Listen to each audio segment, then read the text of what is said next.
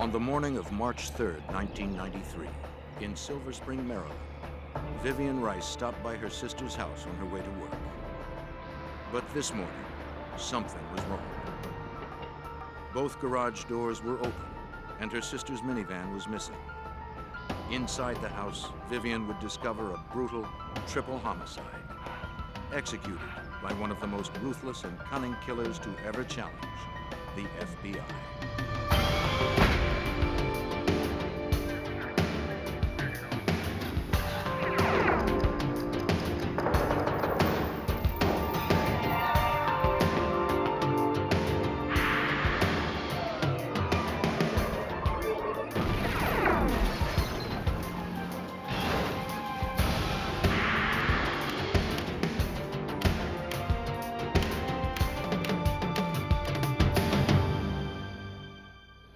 When 3 people were found murdered in their home, it appeared like a burglary gone awry. But a crime this horrific deserved a closer look. The suspect who had the most to gain from the deaths also had the perfect alibi. Photographic proof that he was 3,000 miles away when the crime was committed. I'm Jim Kallstrom, former head of the FBI's New York office. It's our job to find the holes in even the most bulletproof alibi. In this case, we had our work cut out for us.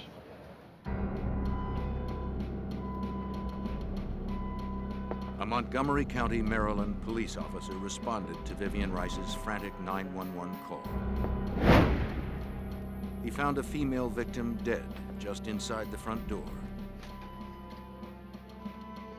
He also found a second woman dead. And a young boy, apparently murdered in his bed. We got 3 victims here. Need detectives and evidence technicians over here. Through the day and into the night, investigators would scour the scene for evidence, thoroughly searching both inside and outside the house. They soon identified all the victims. Mildred Horn was a 43-year-old divorced mother employed as an American Airlines flight attendant. She had been shot 3 times in the head. Her 8-year-old quadriplegic son, Trevor, who required round-the-clock nursing care, appeared to have been suffocated. Police found him disconnected from his respirator. And Trevor's overnight nurse, 38-year-old Janice Saunders, had been shot twice, in the skull and in the eye.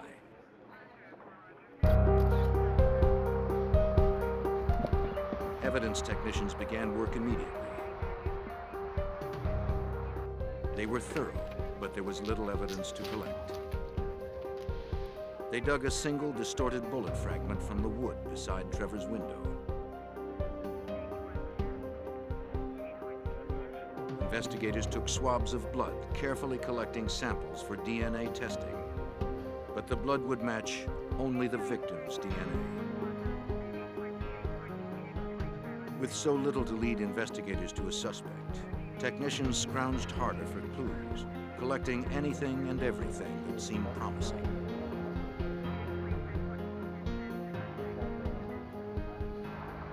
Outside the house, investigators found a metal file.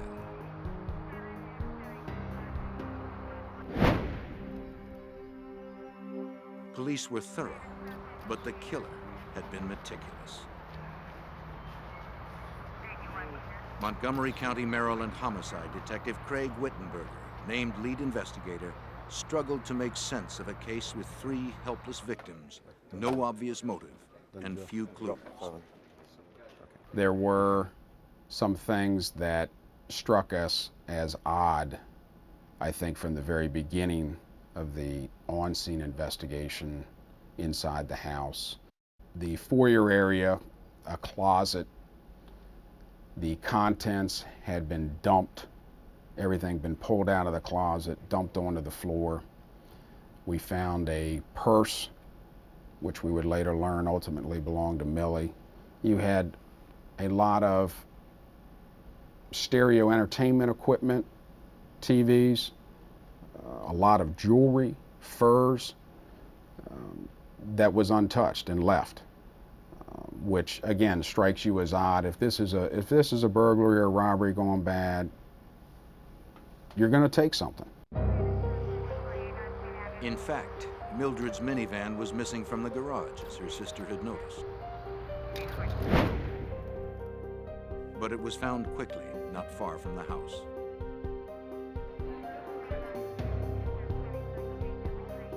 Some of Mildred's credit cards were also missing, but found the next day on a nearby roadside by a jogger. Investigators now positively eliminated burglary as a motive. Instead, they wondered if the missing items were a deliberate attempt by the killer to throw them off his trail. The scene had the earmarks of a planned, professional execution.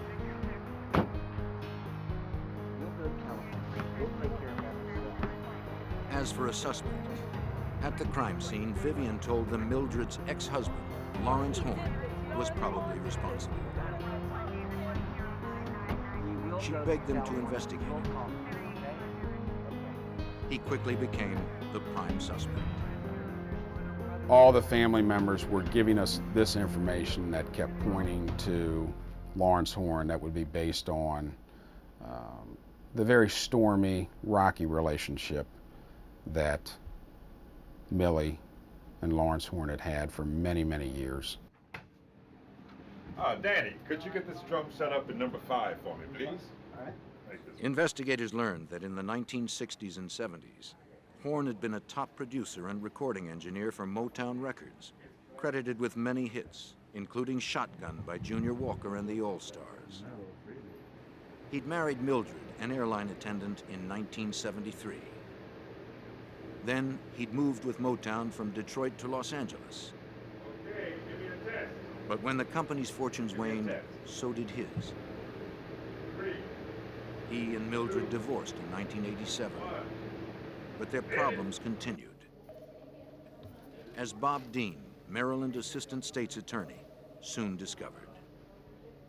We did some research on Lawrence Horn in the courthouse that day, particularly what the status of his child support payments were and whatever civil aspects of his ongoing civil battle with his wife were. And he had just been held in contempt several months before for failure to pay $18,000 in child support. But in reviewing more court records, investigators learned that on March 3rd, the day of the murders, Horn's financial outlook had brightened considerably. With his wife and son dead, he now stood to inherit $1.7 million. The money came from a malpractice settlement awarded to Trevor when a routine operation left him with brain damage. Should Trevor die, the settlement also listed his beneficiaries. The beneficiaries of Trevor were obviously his mother and his father, and that was Millie and Lawrence. If Millie were dead, Lawrence got everything. At Detective Wittenberger's request, the Los Angeles Police Department contacted Lawrence Horn within hours of the murders. Lawrence, I think you better come out here. Yes, Mother. They tracked him to his mother's house. Mr. Horn? I'm The Officer police Nolan. told Horn about the murders and were surprised by his response. Am I a suspect? No, sir. Mr. Horn's behavior Talk to you, ask a few questions, was very odd. fill you in on the details. It was odd enough that the LAPD officers took note of it from the very, very outset. Not only did he not want to cooperate and want an attorney, basically his only questions or inquiries about were whether he was a suspect in this thing. Police took him to the station for further questioning. They asked where he was at the time of the crime. He told them he was with his live-in girlfriend, Shira Bogan, I was at home. and described their activities. Later they would question her, and she'd corroborate his story. I was at home. If Horn or someone he employed had crossed state lines to commit the crime, Yes, I they was would have violated the Interstate Travel in Aid of Racketeering statute. federal offense under FBI jurisdiction. Now, the FBI was brought in.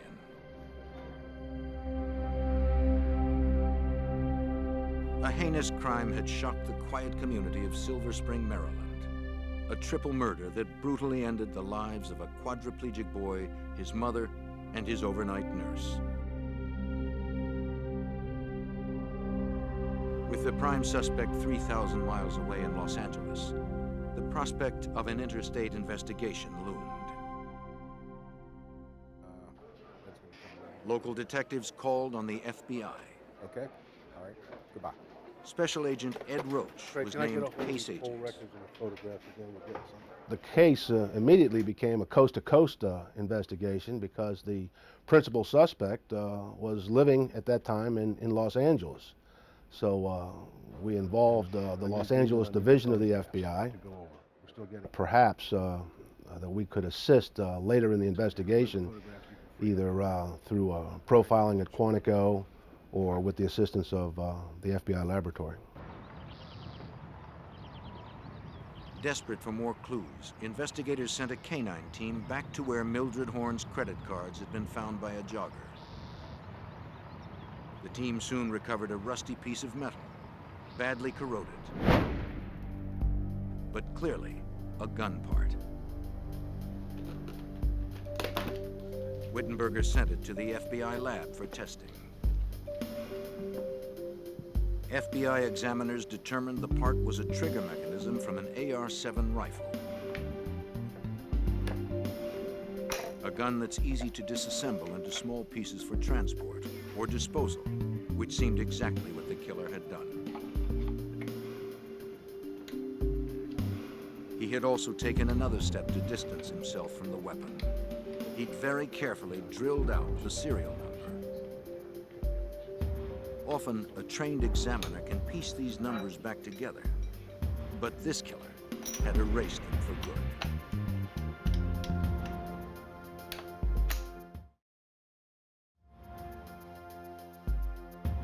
Another firearms expert would determine how long the gun part had lain by the side of the road.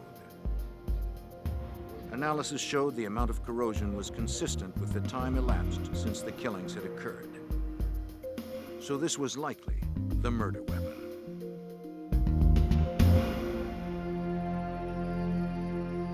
While the FBI lab processed the gun part, investigators in Maryland interviewed Tiffany Horn, Lawrence and Mildred's 18-year-old daughter. Right straight ahead. She was a student at Howard University in Washington, D.C. They gave her a routine polygraph test, which she easily passed.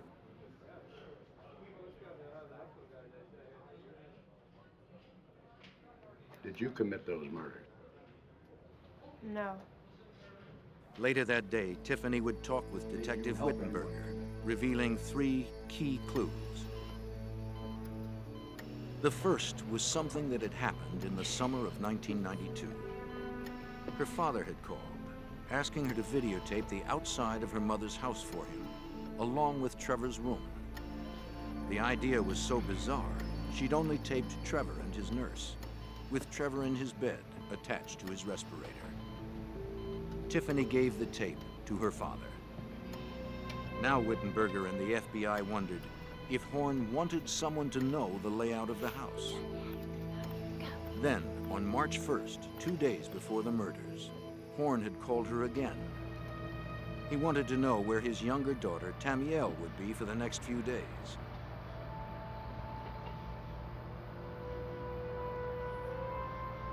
Tiffany said Tamiel would be with Aunt Vivian the night of March 2nd, because her mother was flying out on an early flight the morning of March 3rd. It made investigators suspect that Horn had known when the murders would occur.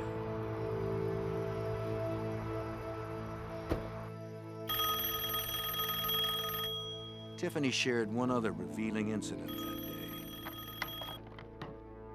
At about 2:30, the morning of the murders, she had inadvertently called her mother.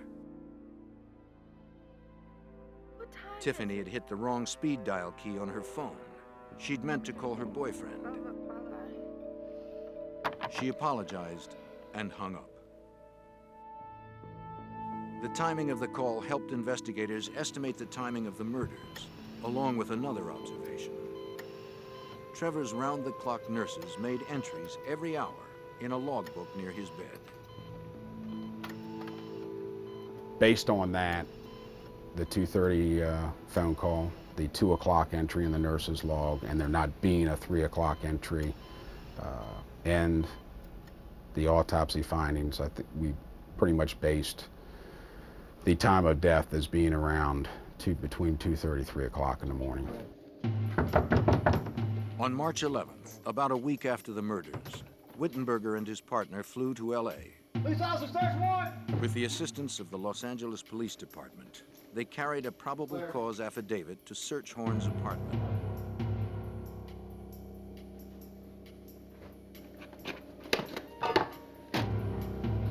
They collected hundreds of audio and videotapes. Police also gathered computers, personal papers, address books, bank statements, and telephone logs.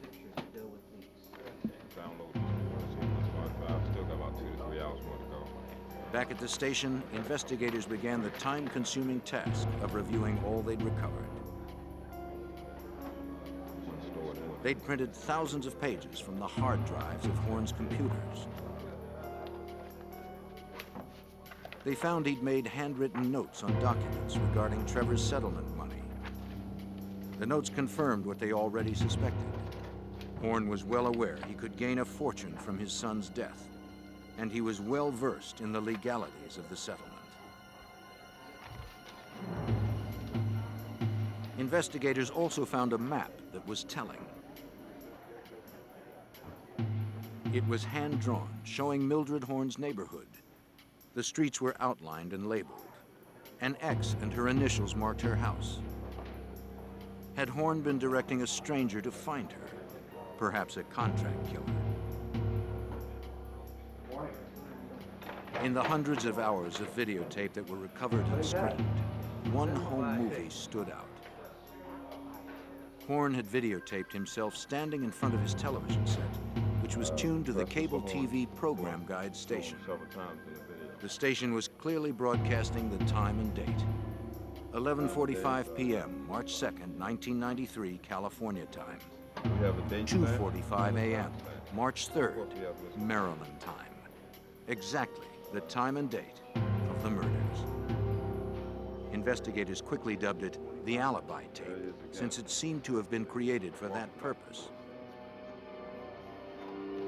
Now, Wittenberger and the FBI seemed to have some substantial leads, but they were still far from apprehending the mastermind of this brutal crime. There he is again. Same shit. He's walking back. When investigators searched the LA apartment of their prime suspect in a triple murder, they discovered a suspicious videotape. Among themselves, they called it the alibi tape. But they would soon find a recording that was even more incriminating.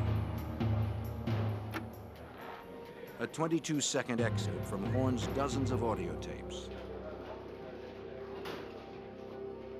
It was from a conversation between Horn and an unknown male. The words were cryptic, but their meaning was clear. Can you play that?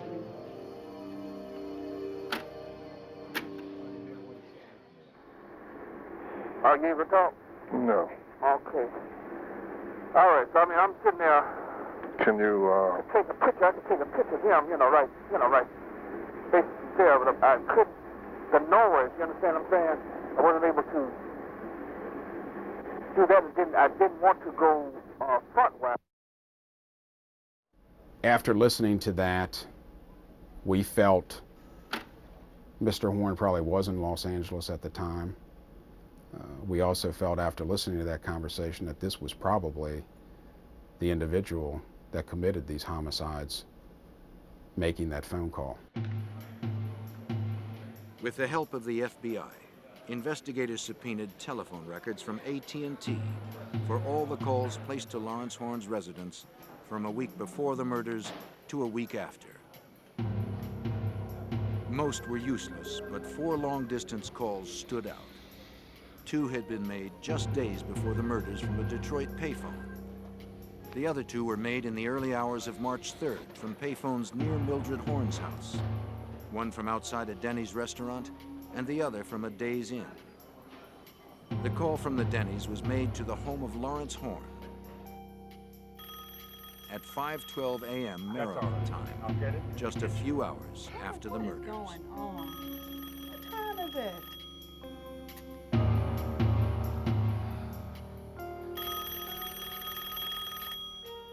Was it the cryptic 22-second conversation? Yeah.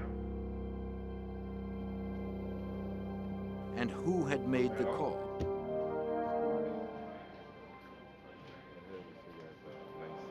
Investigators spent hours scanning dozens of registration forms from local motels. A check of the hotels and the motels in the area, a few miles circumference of the murder scene, turned up an individual checking in approximately midnight the day these murders were committed to the Days Inn using a Michigan driver's license in the name of James Edward Perry. James Edward Perry seemed a promising suspect.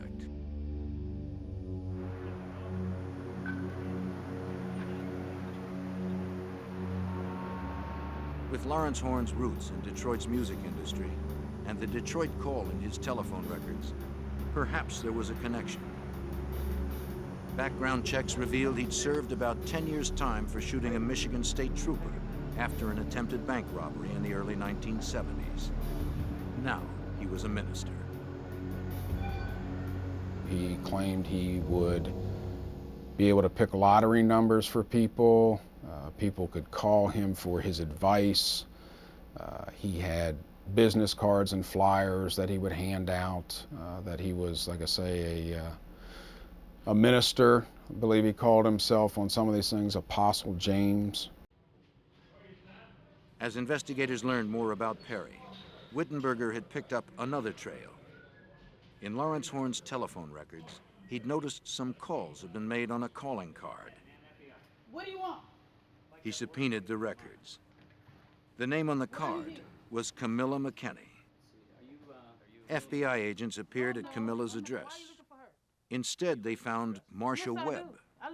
It turned out she was Lawrence Horn's cousin. Oh, no. She said Horn had asked her to get the card, claiming he needed it for business. She'd made up the name McKinney. She thought her past payment problems might keep her from getting a card. The calling card records revealed a complex web of phone calls. They began almost a year before the murders and continued for several months after. We examined the records for that calling card account and saw that there were numerous calls throughout 1992 and 1993 from payphones in Los Angeles. Payphones that we plotted out on a street grid, primarily within walking distance of Lawrence Horn's house, that went directly to James Perry's house in Detroit. Yeah, I could do it. And likewise, there were numerous calls from 1992 to 1993 of payphones throughout Detroit, primarily on the east side of Detroit, which is where James Perry lived, to Lawrence Horn's house in Hollywood. And we figured Perry was looking for the rest of his payment. And we surmised that Horn was waiting for his windfall from his son's estate. But if it seemed investigators had finally hit the jackpot, the prize remained just out of their grasp. Connecting suspects to calls required painstaking detective work, logging the time and phone number where each call was made and received, then attempting to place the suspects accordingly.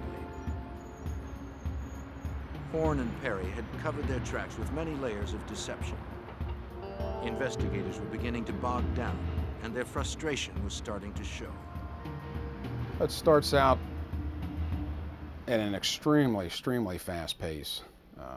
Everything's hot and heavy, very high-profile murder case. Everything, like I say, is rocking and rolling very quickly. Then, all of a sudden, the skids are put on. The investigation starts to slow down. because now we've almost shifted gears and now going into a documentation that turns into almost a paper trail case. But Wittenberger and the FBI stayed on the trail like bloodhounds. And in late September of 1993, they closed in on James Perry. They began a 24-hour-a-day, 7-day-a-week surveillance. We had the Michigan State Police and the FBI. Both agencies agreed to put him under surveillance in a cooperative effort. It was during a week in September that we saw that James Perry hung out with a particular individual. We didn't know who he was until we checked the tag of his car. It was a guy named Thomas Turner. A background check showed the 52-year-old Turner was a trucker by trade. More significantly, he was another of Lawrence Horn's cousins. He was also fast friends with Perry. The two had met in prison 13 years before, when Perry was serving time for the state trooper shooting incident and Turner for robbing a bank. Identifying Turner would prove an important break in the case. But for now, investigators were hoping for something more immediate. Wittenberger and an agent did what investigators call tickling the wires. They paid Perry a visit, thinking Perry would then contact Horn and start talking. The investigators only talked briefly with Perry, but he admitted he was in Maryland on March 3rd, though he claimed it was for business and that he knew nothing about the murders.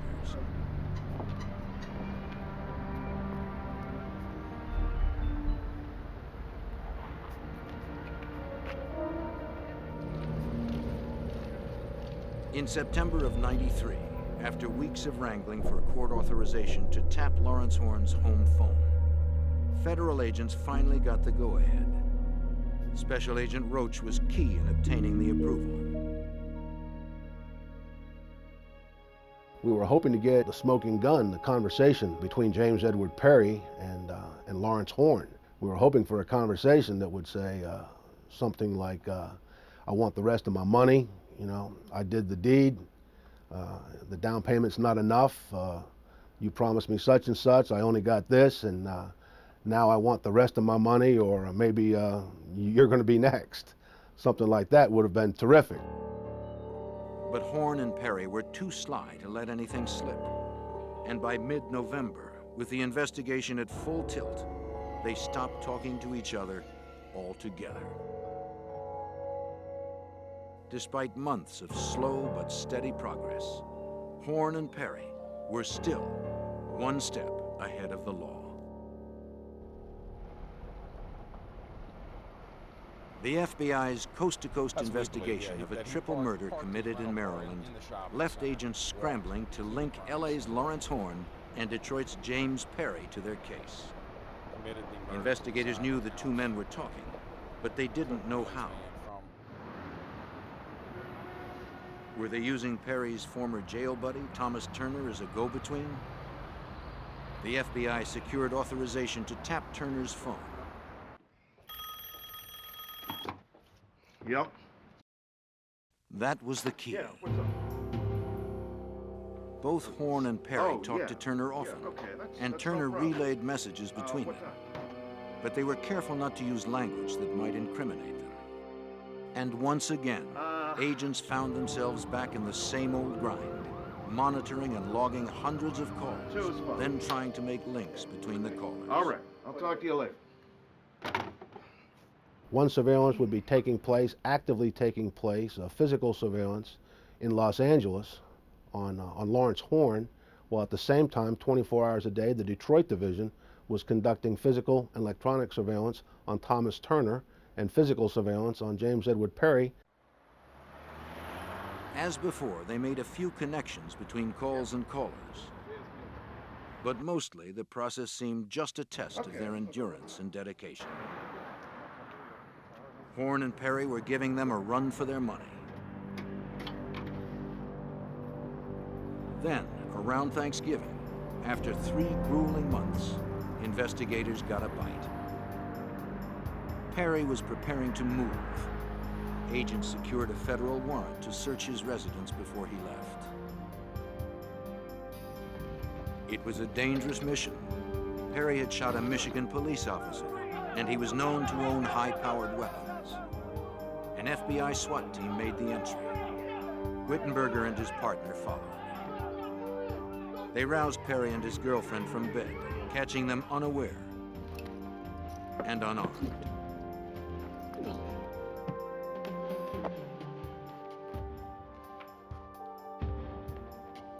Then they began to search the house. Police collected videotapes, bank statements, and other documents. Much of what they found seemed strangely out of place in the home of a so-called minister. There were voodoo relics, Soldier of Fortune magazines, and books on topics like criminal investigations, managing gunshot wounds, and interpreting bloodstain evidence. Investigators hoped to prove that Perry had bought the books as well. They called the publishers, getting only one hit from Paladin Press. A canceled check proved to be the turning point in the case. Perry had ordered 2 books from Paladin Press about a year before the murders. 2 chilling titles: Hitman, a manual for independent contractors, and How to Build Disposable Silencers. When you read through those books, it was very disturbing to see the number of similarities and parallels from the Hitman book to what transpired inside Millie's home on March 3rd. Finally, the pieces began to form a single picture. Mildred's missing minivan was explained. Perry had used it to get back to his rental car, which he'd parked some distance from the crime scene, as the book recommended. The credit cards found by a jogger on a road near the house also fit in neatly. It said, if you want to make it look like a burglary, do a little bit of messing around the house, take some items and then throw them along the side of the road. It said, throw the pieces of the rifle along the side of the road. Another thing that the book recommended was to take a little narrow file and run it through the barrel of the rifle. And a little narrow file was found in the backyard with deposits of chemicals consistent with gunshot residue. The book also suggested using an AR-7 rifle, exactly the gun whose trigger mechanism was found earlier. Likewise, examiners determined the single spent bullet found in Trevor's room was .22 caliber, popular with assassins. .22s distort when they enter a human body, so it's hard to match them to a gun. They're also small, quiet, and inexpensive.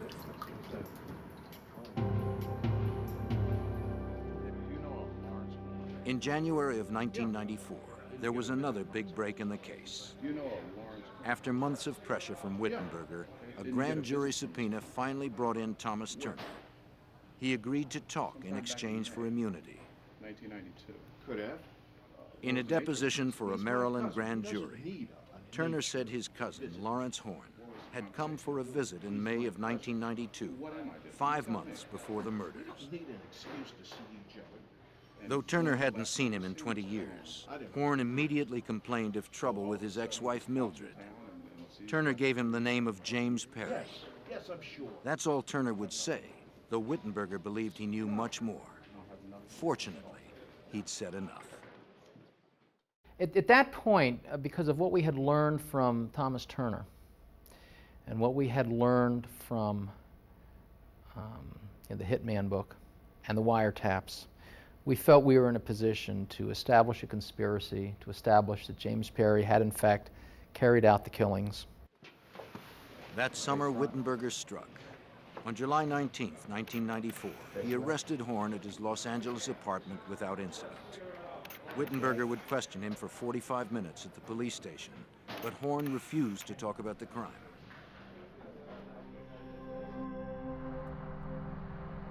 On the same day, FBI agents in Detroit were waiting for a judge to sign the warrants for the arrest of Perry. In the meantime, they conducted an overt surveillance. The tactic is designed to pressure a suspect while making sure he doesn't flee. It wasn't supposed to be a covert surveillance, so we really didn't care if he saw them or not. We just didn't want it to be a confrontational surveillance until the warrants were signed.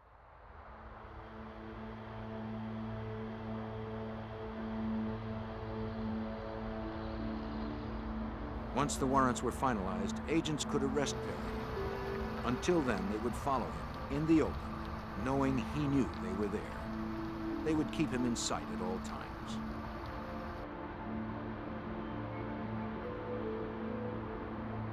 Perry grew increasingly annoyed. The FBI didn't let up. It seemed Perry wondered what the FBI was trying to do, though he seemed more irritated than concerned.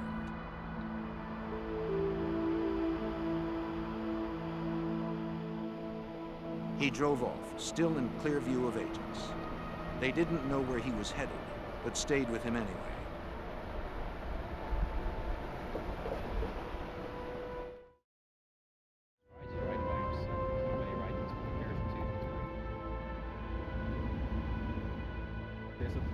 Watching.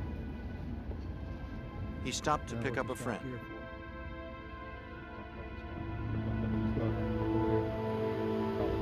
A man the agents were not familiar with.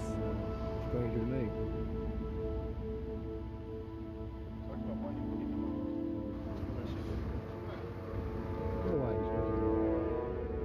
The two drove off in Perry's car, with the tail close behind.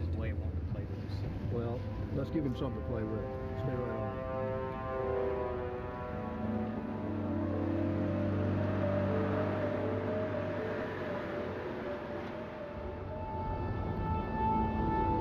Then, incredulous, agents guessed where Perry was going. After only about an hour, the constant tail had made Perry so angry, he decided to file a complaint.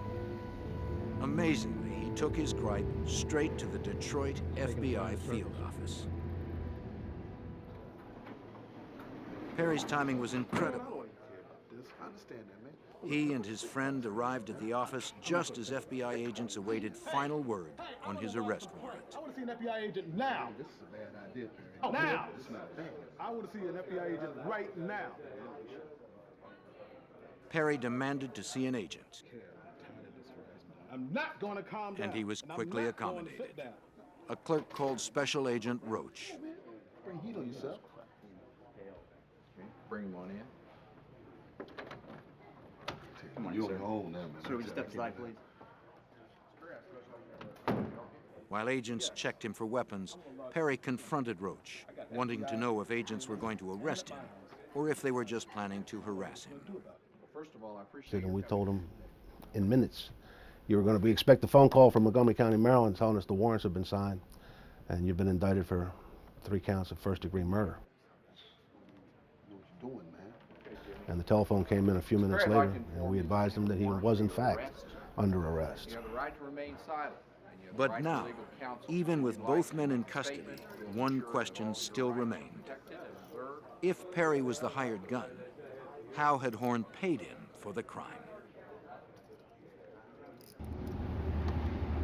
After months of relentless pursuit by local investigators and the FBI, the elusive Horn and Perry were finally in custody.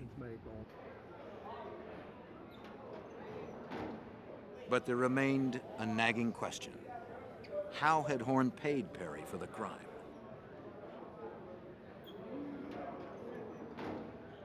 The answer came 2 months later, only as a result of still more dogged detective work. As we were reviewing the results of the search on James Perry's house, we noticed this photograph that in essence showed various cassette tapes that James Perry had. That was the purpose of the photograph, but underneath one of the items here, we saw a Western Union card. we got a bundle of records from Western Union showing us that there were indeed a number of transactions from Los Angeles to James Perry's live-in girlfriend, Pauline McGee. The person sending it was George Bernard Shaw. Well, we now had another area to investigate for a few months. After much digging, Dean discovered a man named George Bernard Shaw had died in July of 1992 in an auto accident in Los Angeles. When Dean sleuthed out the LA Times for the day of Shaw's death, he discovered the man's connection, though it wasn't in his obituary. We have on the front page, Mary Wells dies. And for those in our generation, she was a big Motown star. Go to the obituary page, big story about Mary Wells dying in Los Angeles. In the lower right-hand corner was a list of other people who had passed away. One is a guy named George Bernard Shaw, with no information about him, just the cemetery. Lawrence Horn had used the name of this anonymous dead man as the front for his payments, which were made with the money Horn was able to save. Almost 2 years after the crime, investigators had finally pieced together the whole story. It had been a cold and calculated murder for hire that took more than a year to plan. James Perry had followed the instructions in the Hitman book almost to a T. Perry had bought an AR-7 rifle and drilled out the serial number as the book suggested.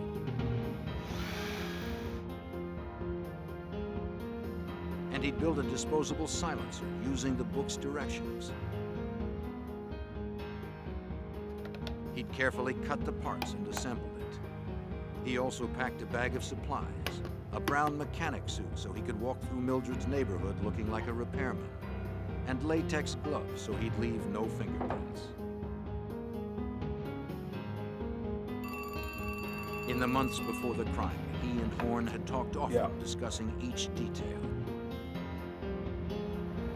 At Perry's request, Horn had sent him a map of Mildred's neighborhood and a video of Trevor's room. Horn had chosen a date when Tamiel would be out of the house, his only show of mercy in this heinous crime. On the appointed day, Perry had driven a car rented by Turner from Detroit. He checked into a motel near Mildred's house in Maryland. Perry had paid cash, as the book recommended, hoping the motel wouldn't require an ID. I have to see some ID. Paying cash. I need to see. But it did. It's policy. Without his Xerox driver's license, police might never have cracked the case. We couldn't believe that he did something that dumb, that put him in Silver Spring, Maryland, on the date and the time of the murders. Then, he'd driven his rental car to a shopping center near Mildred's house and walked from there, following Horn's hand-drawn map.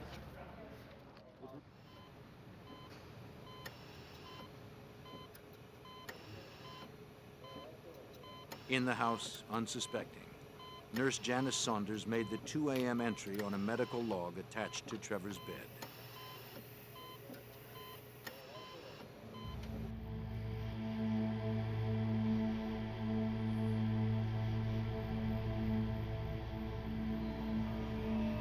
Perry approached the French doors at the back of the house, as planned.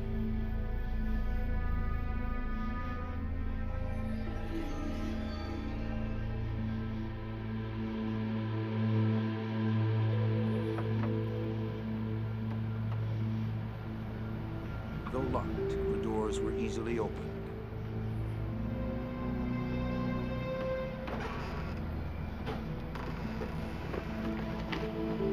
He entered, barely making a sound.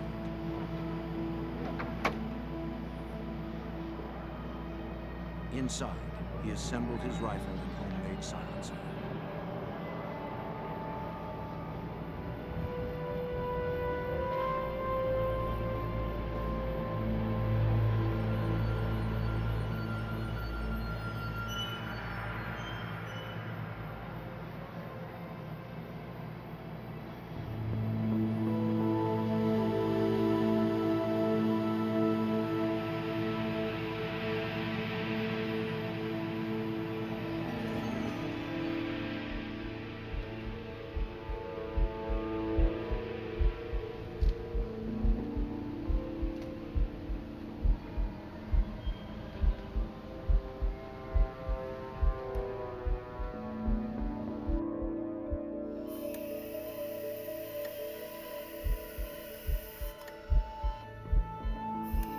likely took Saunders completely by surprise.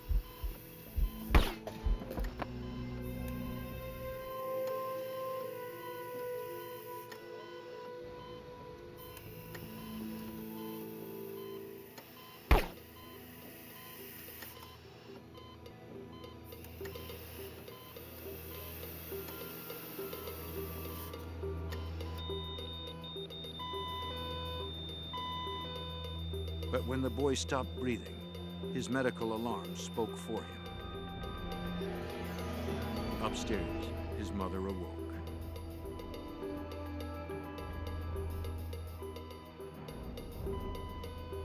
Mildred Horn went downstairs to investigate.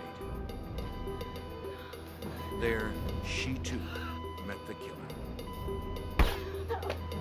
Harry shot Mildred 3 times in the face.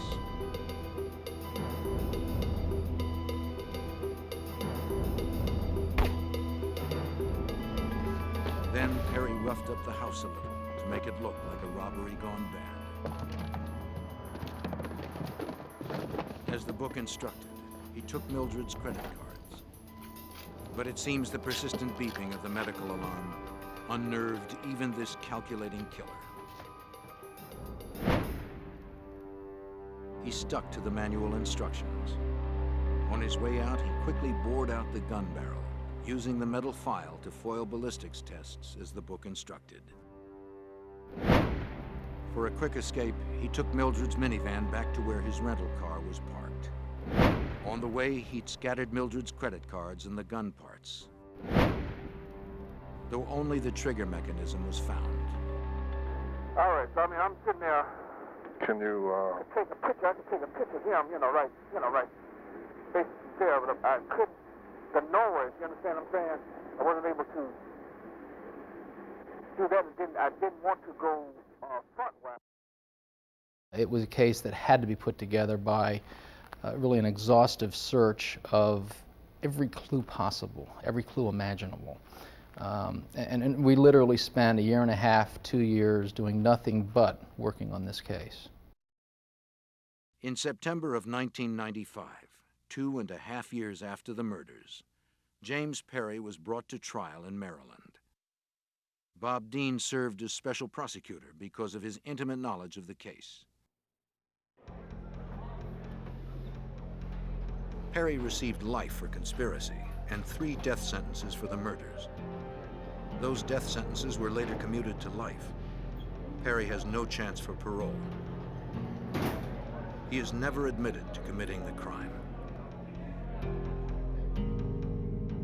Lawrence Horn's trial began that April in a packed Maryland courtroom.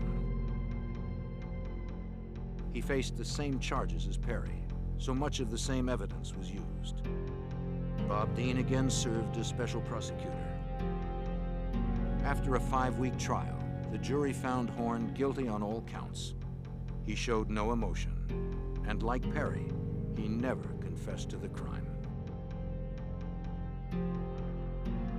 On May 13th, Horn received 3 life sentences without parole. He appealed once and was denied.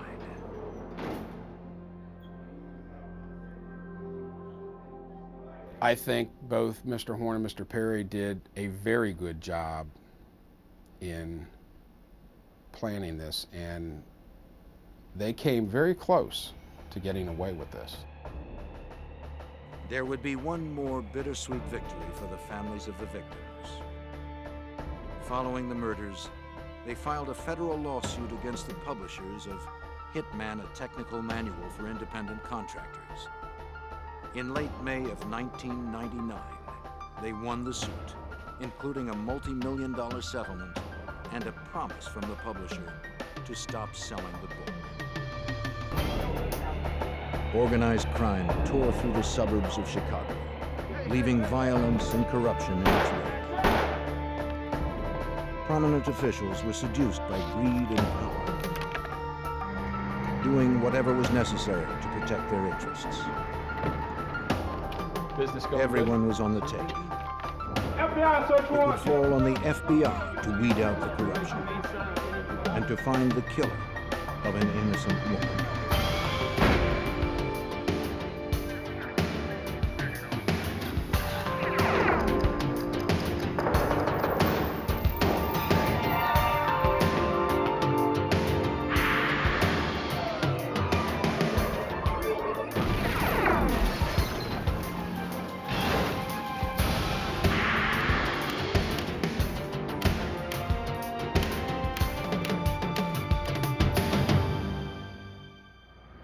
Willow Springs, Illinois seemed like any other quiet Midwestern community, but it was really one of the most corrupt places in the nation.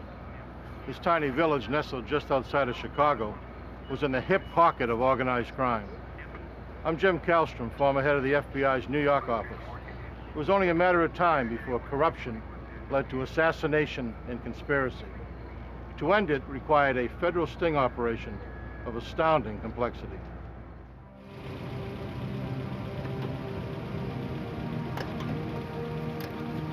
The bank of a sanitary canal in a remote industrial area became the site of a gruesome crime.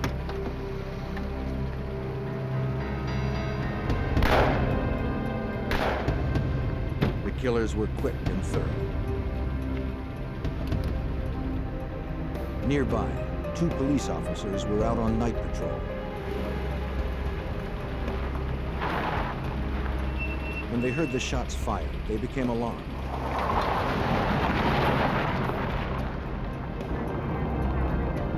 One of the officers drove towards the canal to investigate.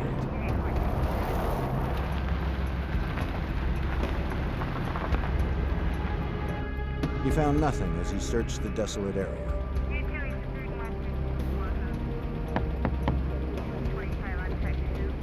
Hey, Chief. Also on the scene was Willow Springs, Illinois Police Chief Michael Corbett. I heard it earlier myself, and I've already checked the area, so He too saw nothing. I got it covered. See you later.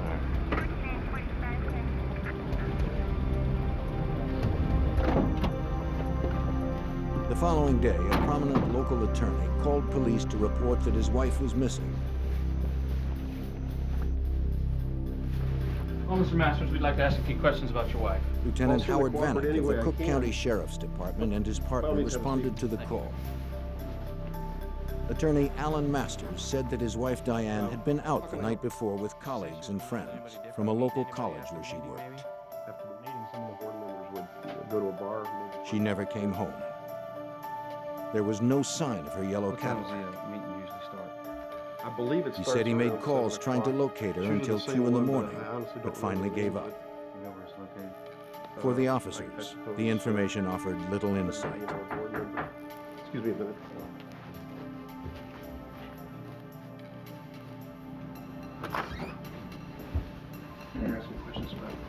Lieutenant James Keating of the Cook County Sheriff's Department joined the officers. Yeah, by all means, you can sit down. Sir, we were just asking Mr. Masters questions about his wife's disappearance. He asked Masters if he could have a look around the house. Be happy to. Sure. Yeah, Masters agreed. No, not at all. He had nothing to hide. The officers continued their questioning. Anything else you can tell us? As far as I Reluctantly, Masters offered some new information. Somebody works for the college. He suspected that his wife Diane had been having an affair. Maybe the two lovers had run off together. I don't know who he is or what he looks like. I just have my suspicions. Excuse me, guys. I think we need to wrap this up.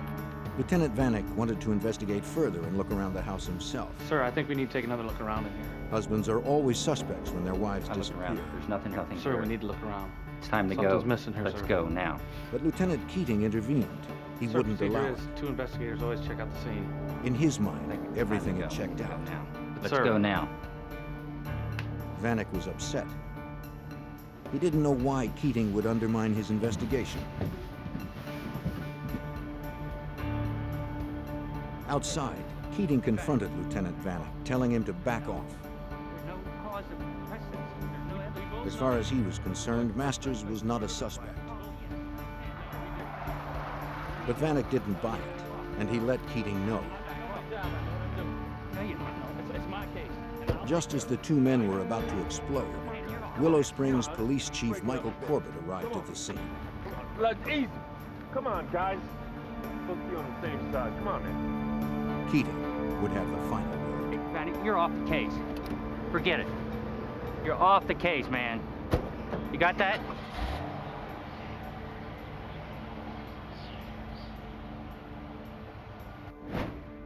The question still remained. Where was Diane Masters? Her disappearance grabbed the media's attention. And Diane, if you would, please come to She had been very active in the local community. Diane had worked hard to help open a shelter for battered women. She was also involved in local politics and sat on the board of the Moraine Valley Community Also, we'd like to College. present Diane with this plaque to show She her did how not much we appear to thank have her any for enemies. all the hard work and her dedication in opening this crisis center, something that is needed desperately in this community. But investigators began uncovering other details. It was reported by Diane's friends that her husband was controlling and abusive, and that Diane was planning to file for divorce. Assistant U.S. Attorney Tom Scorza followed the case. We were pretty certain that what had happened here was that Diane and Alan had a regular marital dispute, sort of ordinary dispute, but that it had escalated into something much worse. Go ahead and send them in. Scorza's investigation soon revealed that Alan Masters was more than just a bad husband. Hey, Al, how you doing? It was rumored that Alan Masters had bribed local officials and police officers to secure favorable outcomes for his clients. How'd it go? Very well, very well. Nothing to worry This about at corruption all. extended right to the top of law enforcement. Allegedly, Masters frequently enlisted the help of Chief Corbett. If I don't hear about this anymore, it'll be worth every penny.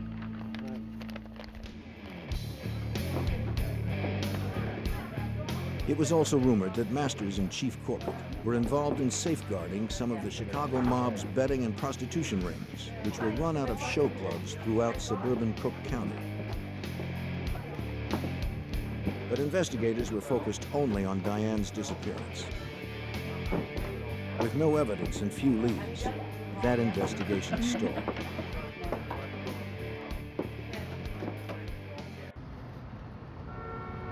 Unaware of Alan Masters or his wife's disappearance, the FBI had already begun an independent investigation into the mob-controlled rackets of the Chicago area. U.S. Attorney David Stetler worked with the FBI to help unravel the prostitution operation. At that time, there were a number of topless, bottomless joints that one could go to, and many of them were undercover fronts for prostitution. So you could go in, you could watch the naked girls dancing on the stage, and for a price, you could retreat to the back, either to a booth or a back room, and engage in one form of sexual activity or another with the dancers. The club owners knew that their customers would spend more on drinks and prostitutes if they could use their credit cards. But the patrons were reluctant. They did not want bills arriving at their homes or businesses with charges incurred from nightclubs with seedy names. The club owners found credit card transaction companies that were willing to process the charges using false but respectable business names.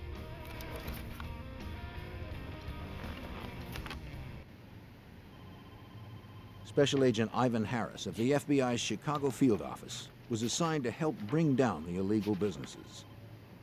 The scam was using various companies in order to launder credit cards through their business to make it appear that businessmen were actually eating at a restaurant or using a limousine service to incur the charges, when in fact they were charges for prostitution. Larry Wright was one of the credit card transaction company owners. Wright would pick up the week's transactions from the clubs and process them through his company, National Credit Service, or NCS. One of his clients was a club owner named Joseph Marin, whose club was a front for a mob-controlled prostitution house. Wright wanted to expand his own operations. He approached Marin about setting up an illegal betting club. Yeah, she's nice. You had a chance to really interview her. Marin was willing to help out the man who made him money. Yeah, she's still here. She dances to the group. Wright would first need to pay protection money to local police in order not to be exposed and arrested. You feel pretty confident about this guy? Marin was the man who could arrange that protection. Wright was more than willing to pay. All right.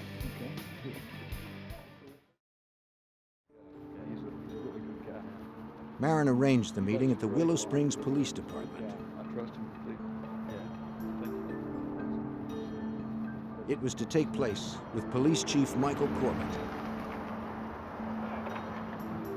It was believed that Corbett had been handpicked by the Chicago mob boss to oversee and protect their interests in and around Willow Springs. The word on the street, of course, was that no one could do anything in Willow Springs without the permission of the Chief of Police, Mike Corbett. The message also was, from virtually anyone you would talk to, that he was so powerful, that he was so well connected, that nothing could ever be done about him. I just want to make sure I don't get any unexpected visits. Corbett agreed to help Larry Wright set up the new betting operation for a price. Not quite yet. In return, Corbett assured him he wouldn't get any heat from his officers. All right.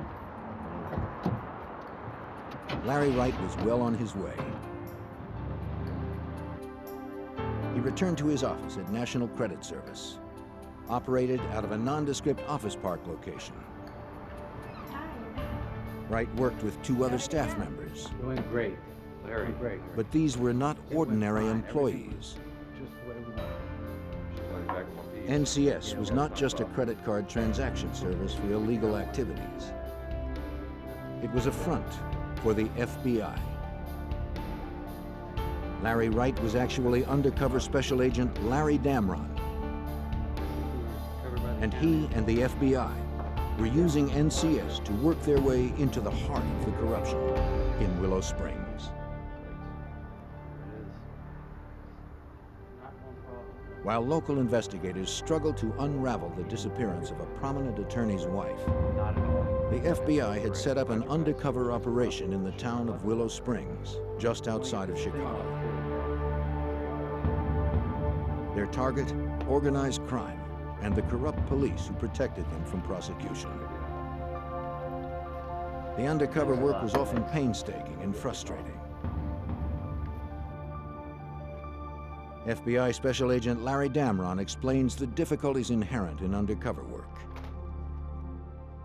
During the course of the undercover operation, you try to immerse yourself in what you're doing, and you try to assume that role because it's necessary for you to do that in order to accomplish anything. Oftentimes you'll hear people make comments, or you'll see people do things that in any other circumstance they would be arrested for immediately. And so what you have to remember is you're in a role and you play that role out. Damron had heard stories about how the mob resolved problems.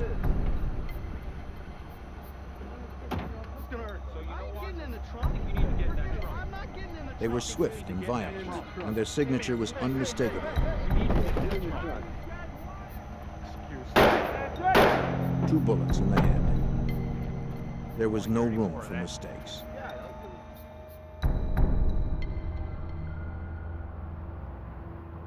Victor Spilatro, a player in Chicago's organized crime, approached Damron at NCS.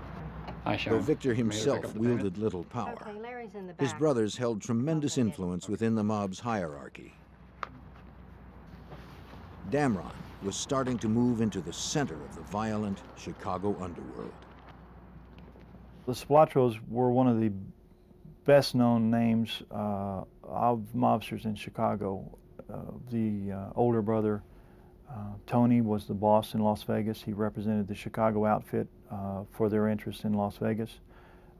Had been a prominent figure and had been widely mentioned in the papers, having been involved in murders and extortions and things like that.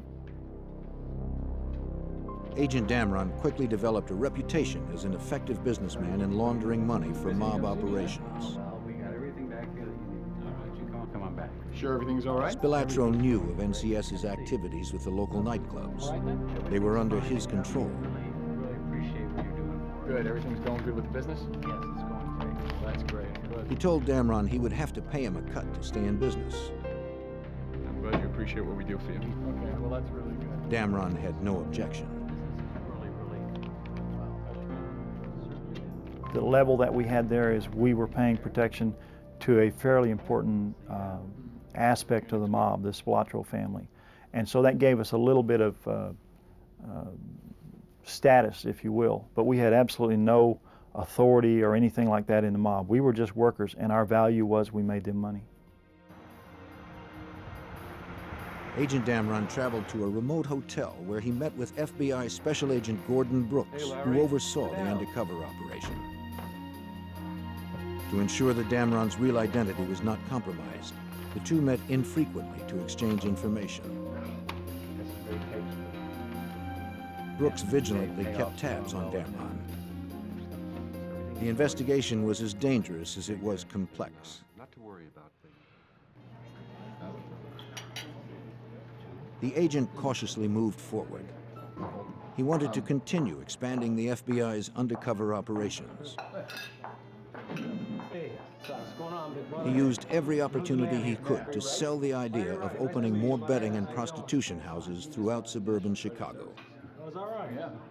Even with a go-ahead from the Spilatros, Damron would still need permission and protection from the police.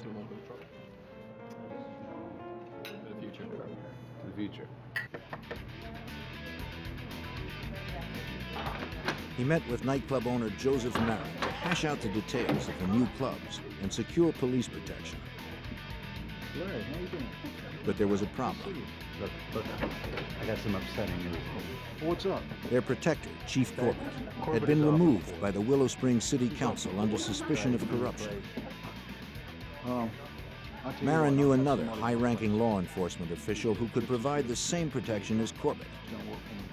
Lieutenant James Keating, Cook County's Vice Squad Supervisor. Tell you what, he deals with me.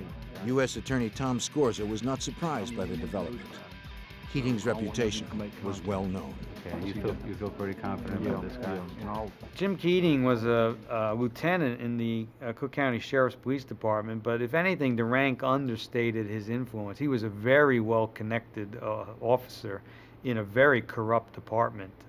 He had connections with people of higher rank who were also corrupt, and so he was a key figure. With Corbett out of the picture, the FBI shifted their focus to Keating. Damron met with him at a restaurant outside of Willow Springs. It allows me to really concentrate on my job. Keating said he'd have no problem helping Damron expand his operations. One thing we need to understand is if there's a situation that comes up. But any move Damron made would have to be approved by him. I make the decision when something goes down. He warned Damron to play it straight with him and his people. He told us that the one thing that he wouldn't tolerate was if someone double-crossed him. And he said if that happened, that they'd find us with our legs on one of the streets in the area and our head on another street in the area. As instructed by the FBI, Damron proposed another operation. A club that would be a front for prostitution. Hold on to this. He gave the lieutenant the first of many payments to ensure police protection. Looks like a bonus for the guys, huh? Before he left, Keating said he knew someone who might be able to help him.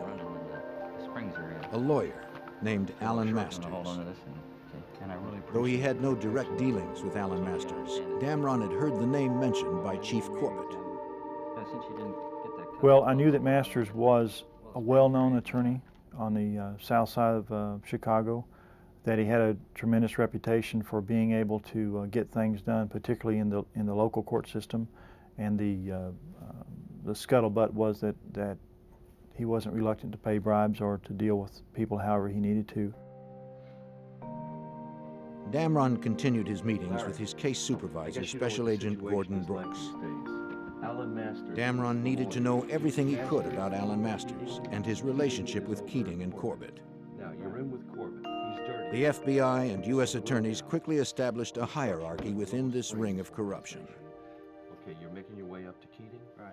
I want you to... Corbett was the king in Willow Springs, but anytime he had to do something that involved the broader Cook County, he needed to get the permission of Keating. And Keating always had to check with the ultimate fixer, Alan Masters, to make sure everything could be handled at the court level. I can maybe get Masters interested. As the extent of Alan Masters' criminal activity became clearer, the FBI began looking closer at his possible role in his wife's disappearance. The two distinct cases were beginning to overlap, and Damron's objectives were broadening. Authorities call 3 counties still. He was a suspect in the disappearance of his wife. It was thought that if we could develop a relationship with him, there might be something there that would come to light and might be of some benefit to that investigation. Damron learned that Alan Masters allegedly made payoffs to several area judges in exchange for favorable decisions. Now, we need to have that hearing on the Sanderson case. It needs to go our way. Do we have an understanding on that, Judge? Agents speculated that Diane might have witnessed her husband's illegal activity and threatened to expose him. I think we can come to terms with that. Right this way, sir. Now trying to elicit information about Diane's disappearance, Damron continued his efforts to make inroads into the corruption around Willow Springs. He met with Keating several weeks later to follow up on his plan to open a show club. A good manager lined up. Oh, I've got Again, Keating mentioned that his friend Alan Masters could help. Can take care of that. He's a real fixer. Damron took the opportunity to bring up Alan's wife. Keating said little, but then added an unusual comment. The same plan we had with the other one. Probably heard him. Seen him. We talked about Masters' wife turning up missing, and Keating said, well, she turned up missing like the day before the divorce was going to be filed. That was convenient, wasn't it? It was convenient. And chuckled about what a good circumstance that was. Damron was cautious not to probe too far, fearing that Keating might grow suspicious. You've known this fella for a long time? Yeah. You've known him for a while. I've worked with him before. Sure, he can do. As the meeting ended, Keating handed over Alan Masters' phone number, saying the lawyer was expecting his You call. won't be implicated. I just need them each lined up. I'm going with the same. He proceeded to set up the meeting with Alan Masters. Hello? Mr. Masters, how are you? This is Larry Wright speaking. The attorney agreed to help push through all the necessary permits and legal documents, which meant bribing officials and securing protection. Yeah, we've been working pretty hard on it for a while now. Well, someone I think it'd be a pretty Masters good suggested location. they get together. Talking about, The meeting was set for the following week, Monday, December 13th. Okay, I'll look forward to meeting you then. I think we can maybe do some business. Okay, thanks. Bye.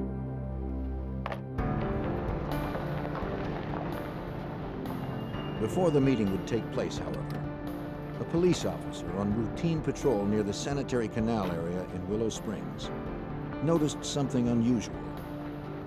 Tire tracks led directly into the canal. He immediately called for assistance. Little did he know that the lid was about to come off the underworld in Willow Springs. Find these trucks out here and mark. While the FBI continued their undercover operation in the Chicago suburb of Willow Springs, an officer out on routine patrol made an alarming discovery.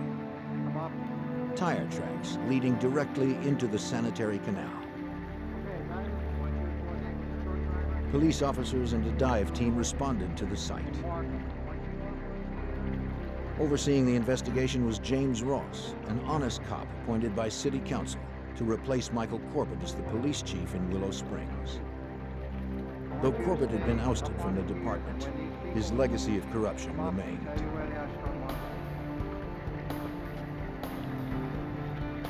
Below the surface, divers found a virtual underwater parking lot. 82 cars lined the bottom of the polluted canal.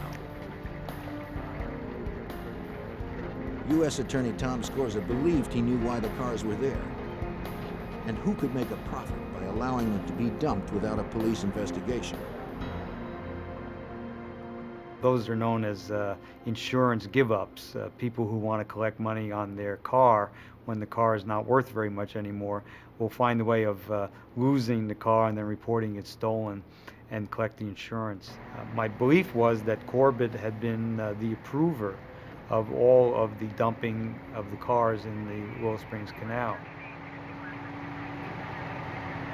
By nighttime, a third car had been dredged up, a yellow Cadillac.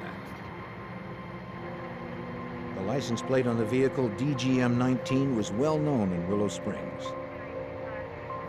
It was the tag registered to Diane Masters.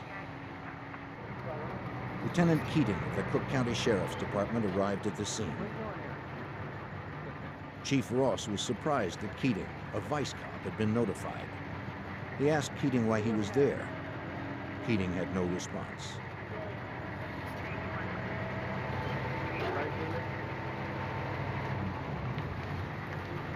Officers continued examining the Cadillac. When they pried open the trunk, they discovered a decomposed body.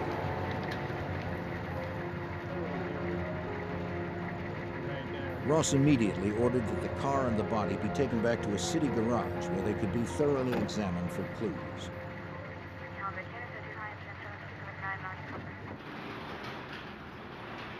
The decision not to use the police garage was well reasoned. Chief Ross knew this case potentially had far-reaching implications, and he couldn't trust his own officers. The fewer people nosing around, the better.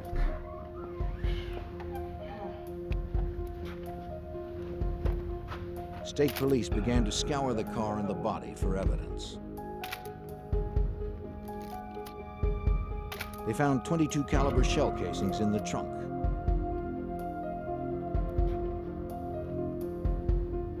The keys were still in the ignition.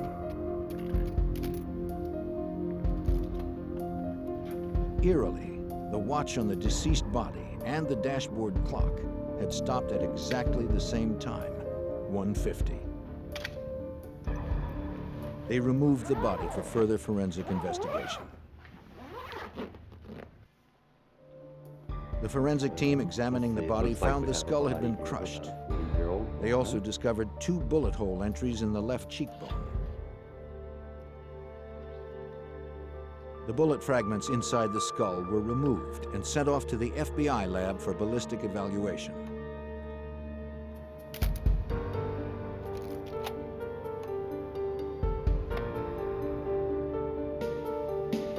Dental records confirmed what everyone believed. The body found in the trunk was Diane Masters. The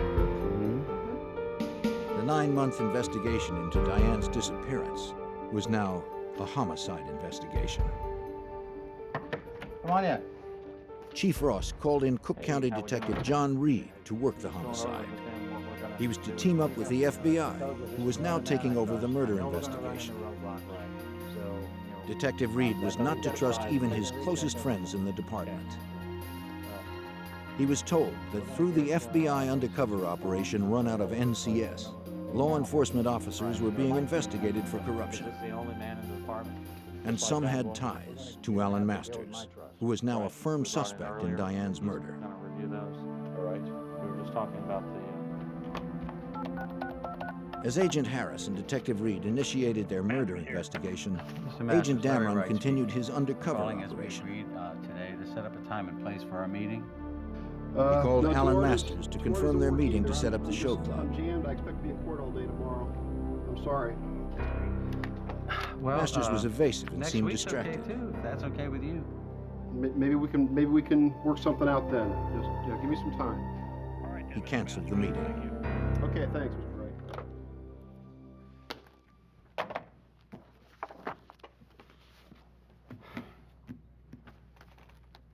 Damron immediately called Keating. With the conversation being recorded by the FBI, he hoped Keating would explain why Masters was being evasive. No, I was wondering if you had any information on that. As I said, he's pretty busy. How about if you give me a call in 3 or 4 weeks? But Keating was cryptic. Maybe we can work something out then. He instructed Damron not to bother Masters. He had too many problems to deal with. Okay, bye. The new show club would have to wait.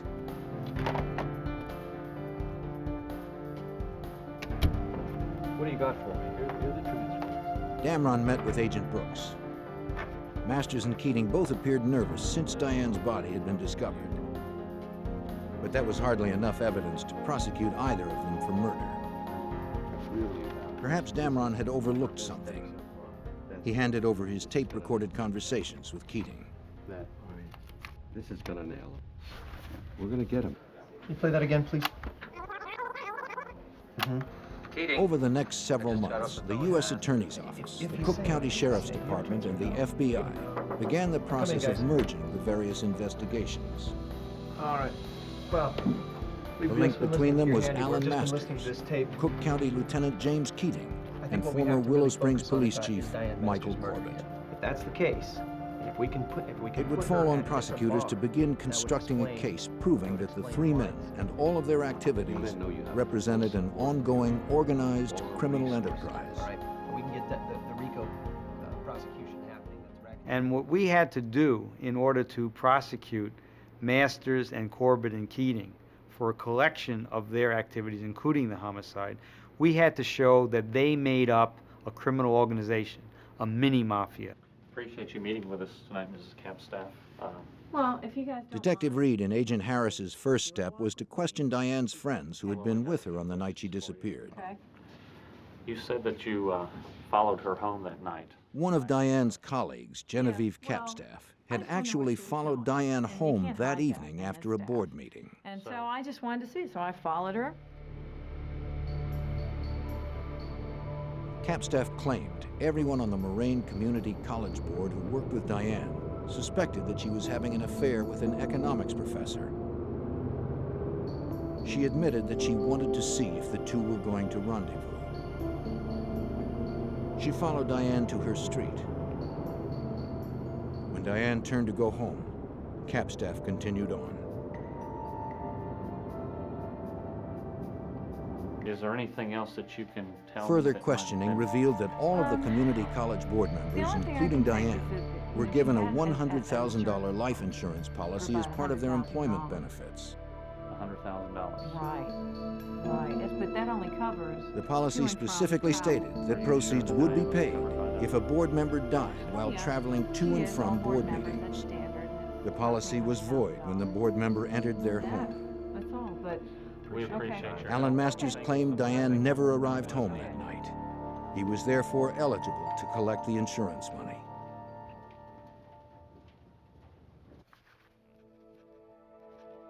Several months before Diane's body was discovered in the trunk of her car, Masters filed a claim with the insurance company. After filling out all the paperwork, he sent it off. Though Diane's fate at that time was unclear, Masters had a judge declare her legally dead. As a result, he was about to receive $100,000.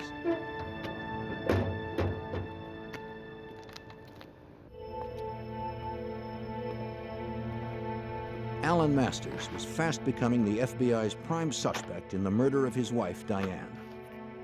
Shortly after her body was discovered, investigators learned that he had filed a claim with his wife's insurance company.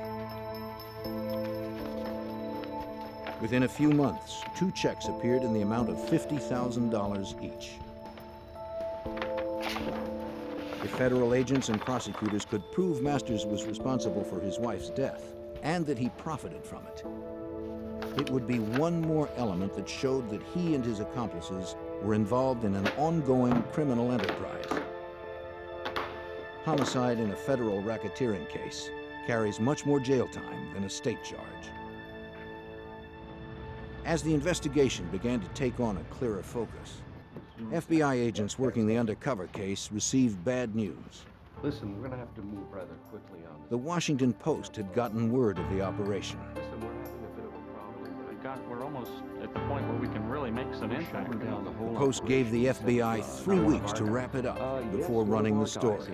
We have some have to be closed down. Is that right? Yeah, something like that. All 16. Agents had no choice but to quickly bring their undercover operations to a close. Here, so please do me a favor. For U.S. Attorney David Stetler, the timing couldn't have been better.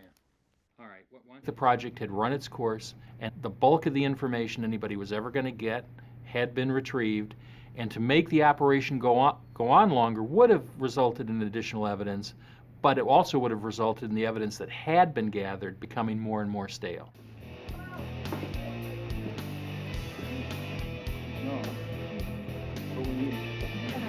Agents had meticulously pieced together the web of corruption that extended to the nightclubs under mob control. Now it was time to shut them down.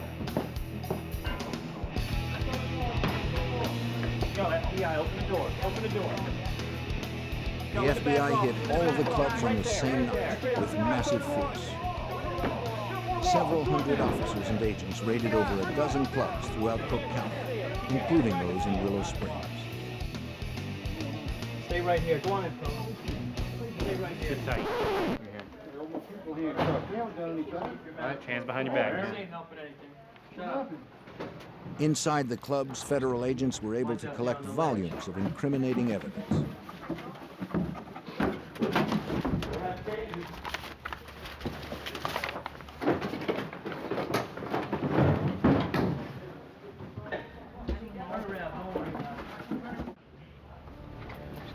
"55 people were indicted, including club owner Joseph Marin,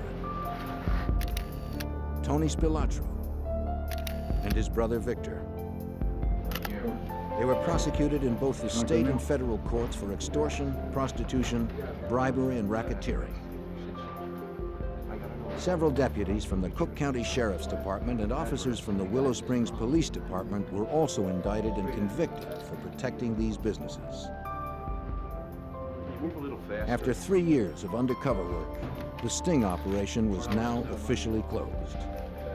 What's your friend's name?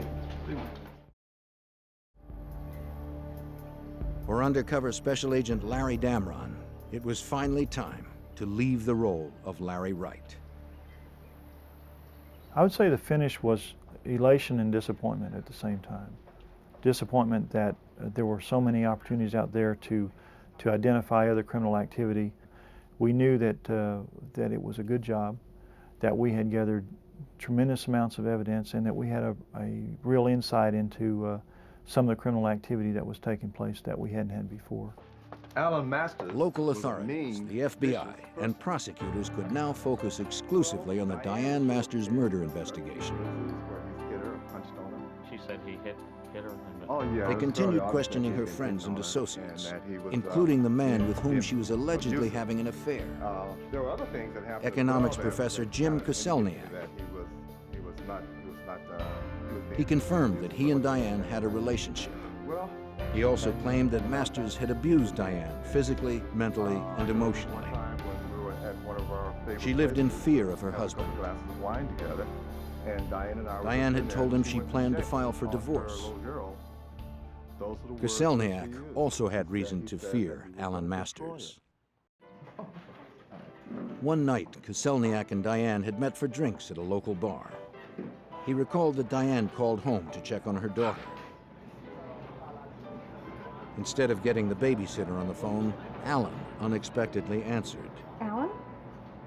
He suspected she was with her lover. I didn't know you were He was in trouble. irate and began to I threaten was her. calling to check on Andra. He vowed to destroy her.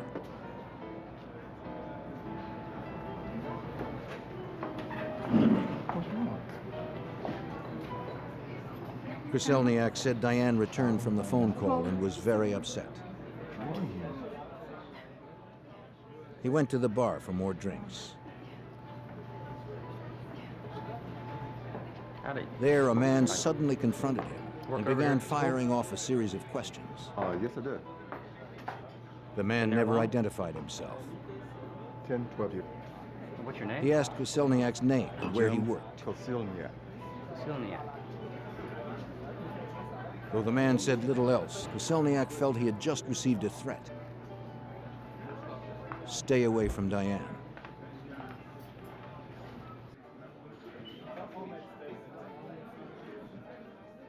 And Koselniak would later recognize the man as Lieutenant James Keating. He said that on the night of Diane's disappearance, she had called him and warned him not to meet her for drinks. So this was an unusual move on her part. They usually got together after her college board meetings. What was the tone of voice? Lately, she had been troubled by Alan's behavior. That they were going to another restaurant. Koselniak took her advice and canceled their plans. Met at the same place. He never saw Diane again.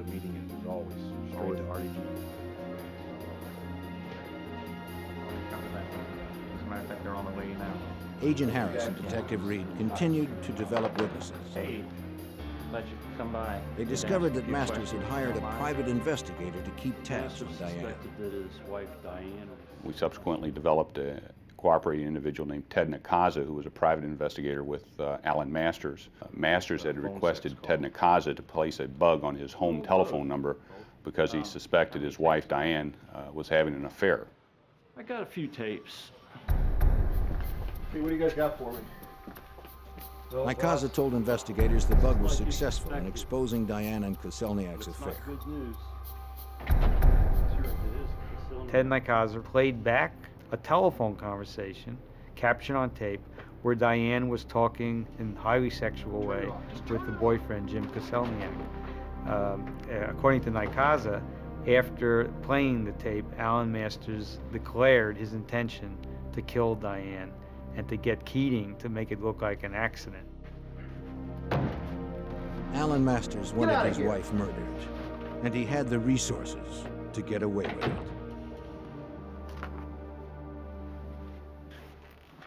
You have to stay cool. The FBI and local authorities continued to uncover evidence against Alan Masters and his associates that pointed towards a conspiracy to murder Alan's wife, Diane.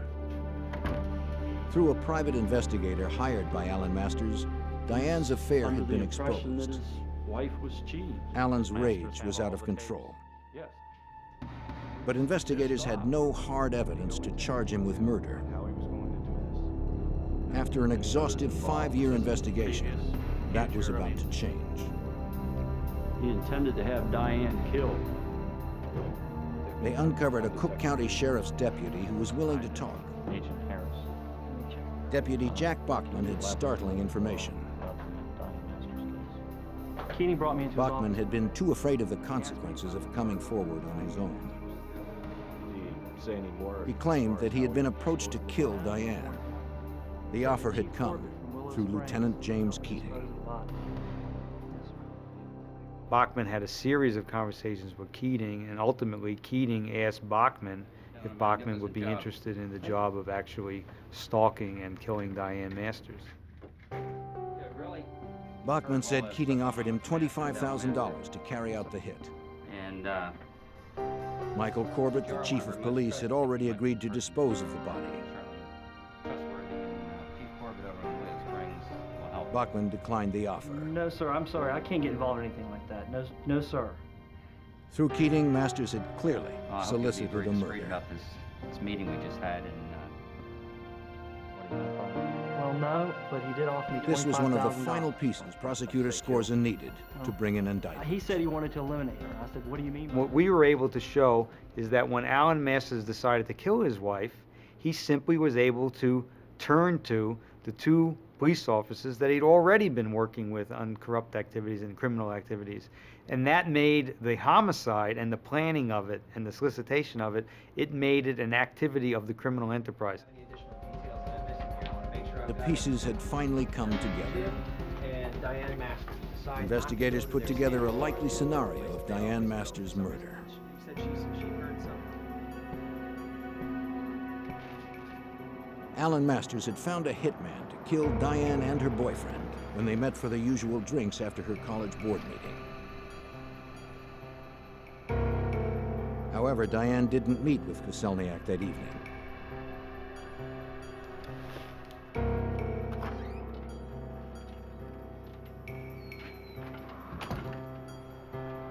You're home late tonight.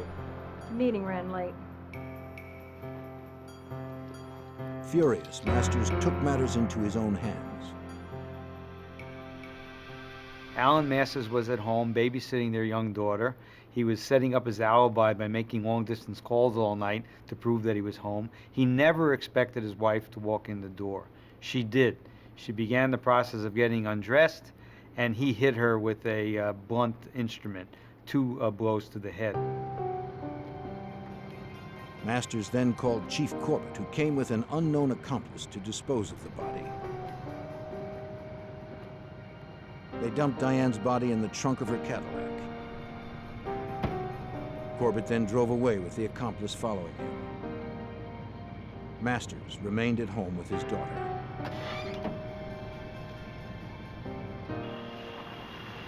They drove to the remote sanitary canal.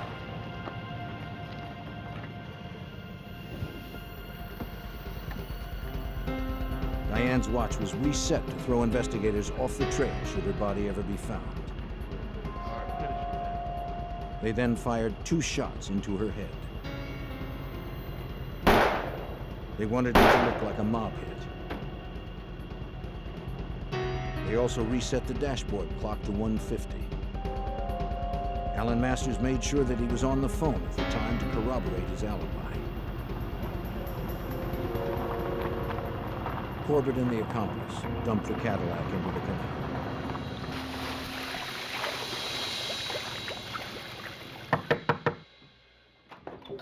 In June of 1988, 6 years after Diane's murder, investigators brought charges against the three conspirators.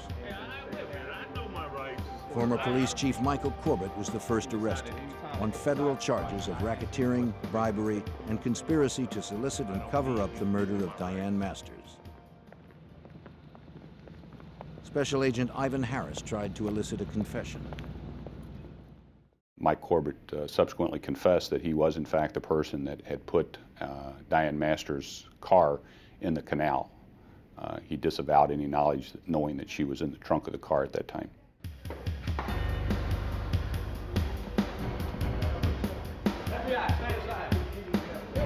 Cook County Lieutenant James Keating was arrested next on the same federal charges. He too denied involvement in Diane's murder.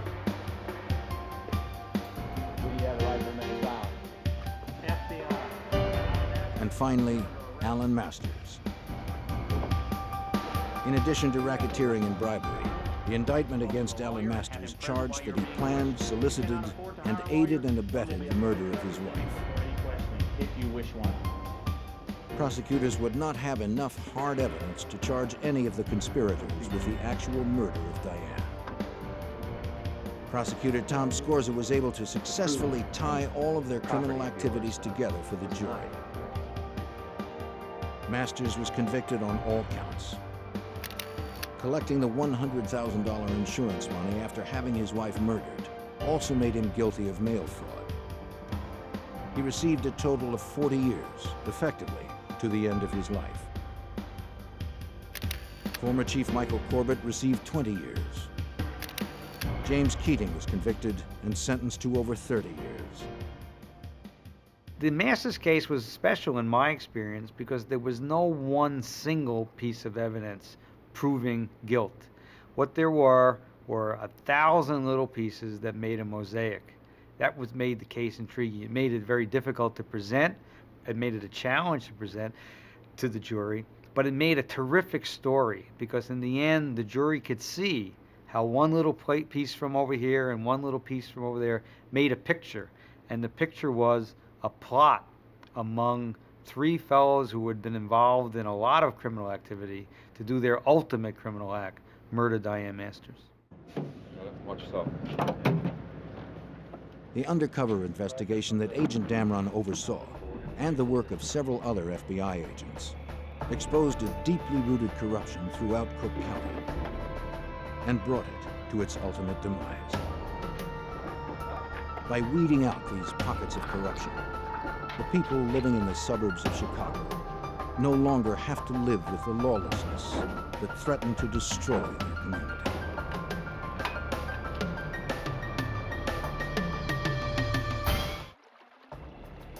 Palmyra, a tropical island in the South Seas. For most of the year, it's uninhabited. But by strange coincidence, in June of 1974, 6 sailboats all converged on this tiny island.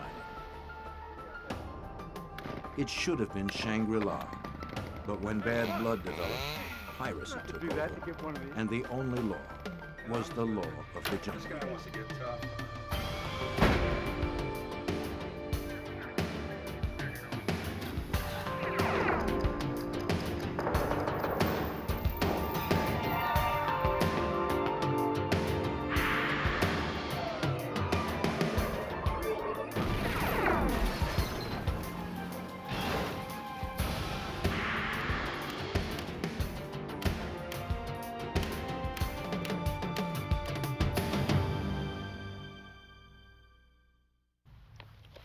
A small, uninhabited island almost 1,000 miles from nowhere. It's hard to believe such a paradise really exists. For most sailors on the South Pacific, Palmyra is a stop on the way to somewhere else. But for a few, it's a destination of its own, a place to disappear from the world. That's just what happened to Mac and Muff Graham, although it wasn't their intention. I'm Jim Kellstrom, former director of the FBI's New York office. Crime on the high seas falls under the jurisdiction of the FBI. The disappearance of the Grahams and their yacht suggested trouble in paradise. The problem was there was not a shred of evidence to prove it. Palmyra Atoll is a series of small islands in the South Pacific, formed by a coral reef which surrounds a lagoon. It is owned by the United States, and during World War II it housed a U.S. Navy base. The remains of the deserted base are still on the island today. It is located approximately 1,000 miles from Hawaii and is a stopover point for sailors and yachtsmen on their way to Samoa. Oftentimes, large, beautiful sailboats can be seen at the broken-down docks in its lagoon. But on June 26, 1974, a small sailboat named the Iola made its way past the docks and into Palmyra's makeshift harbor. She had just completed a difficult 19-day journey from Hawaii, carrying a crew of 2. The boat was not suitable for the trip, and now limped into the lagoon, barely seaworthy. The ship's motor had frozen up about halfway to Palmyra. Before leaving Hawaii, the owners had repaired the Iola, which was a wooden boat, by covering it with a coat of fiberglass. The friction created by these two materials caused a crack to form in the hull. On the way to Palmyra, the Iola had begun to take on water. They had little money and very few provisions. Their plan was to live off the fruits of the island until later in the year. They had made a deal with some friends to bring supplies to the island, which they would exchange for a crop of marijuana they intended to grow.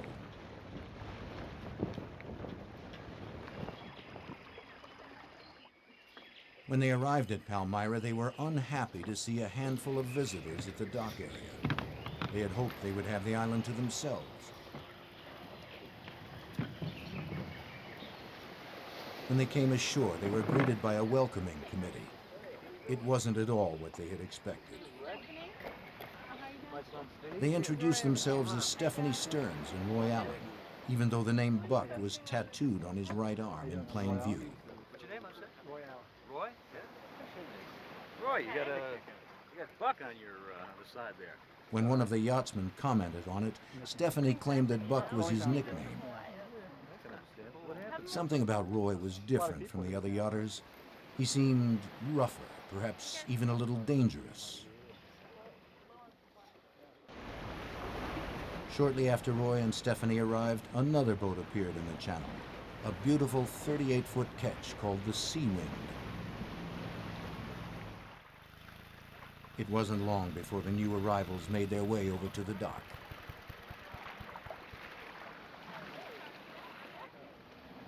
Mac Graham was 53 years old. His wife, Eleanor, nicknamed Muff, was a few years younger. Hey, I'm Mac. This is my wife, Muff. Hi. Like Roy, they were surprised to find so many people on what was supposed to be an uninhabited island where they planned to spend the better part of the year. Hi, Stephanie. I'm Mac. Yeah? Hey, Mac, you got any cigarettes? Sure. When Roy noticed Mac was a smoker, he asked for a cigarette and took most of the pack. This gesture would be considered impolite anywhere, but on an island, it was particularly so, as supplies are limited and can't easily be replaced. For Mac and the others, this was their first insight into the kind of person Roy Allen might be. Roy also boasted about his plans to raise marijuana and trade it for supplies. Soon, everyone began settling into their new life in paradise. Mac Graham began to explore the island, the ruins of the Navy base and the sandy shores.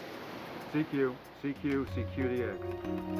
And he also made sure to keep in touch with the outside world by shortwave radio. Everything's fine out here. At regularly scheduled times, Mac would contact his friend Kurt Shoemaker in Hawaii and tell him about his latest discoveries. Here's KH6IHG, Hawaii Island, calling and listening. He was just like, Tom Sawyer out in the, on the Mississippi or something. And So he would explain what he did each day. You know, he'd go on excursions, just him, with his machete through the jungle and exploring all the things down there. For Roy and Stephanie, on the other hand, things weren't going quite as well.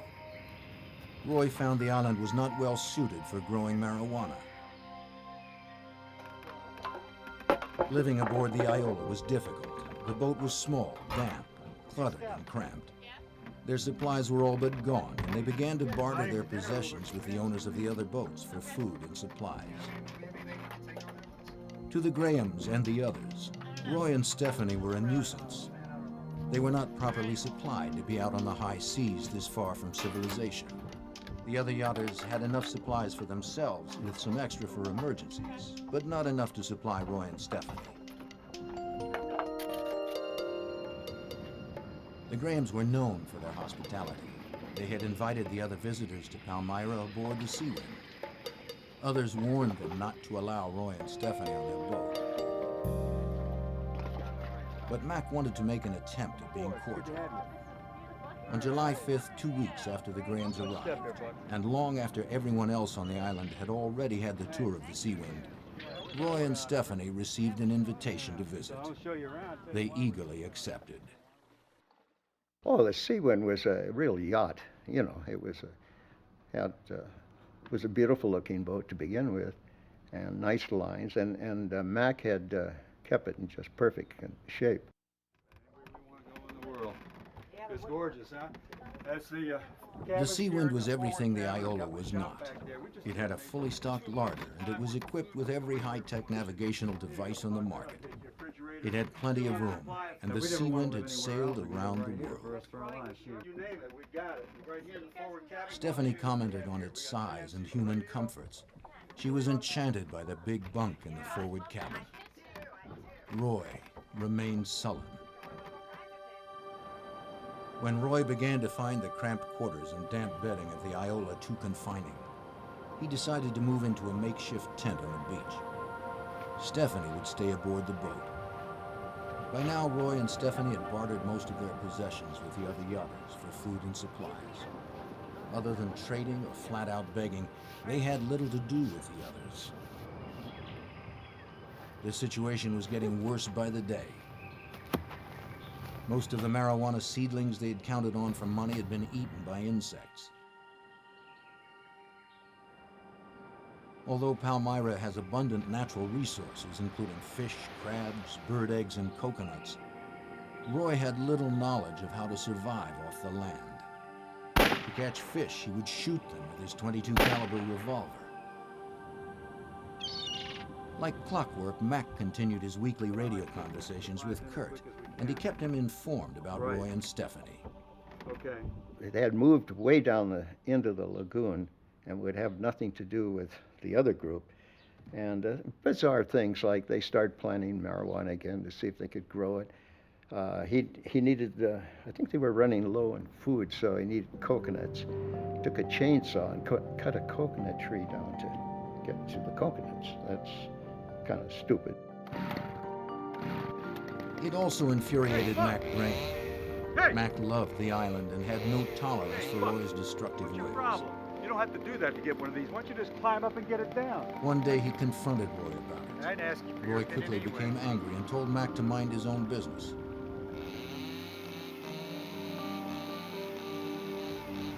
The hostility between them was building.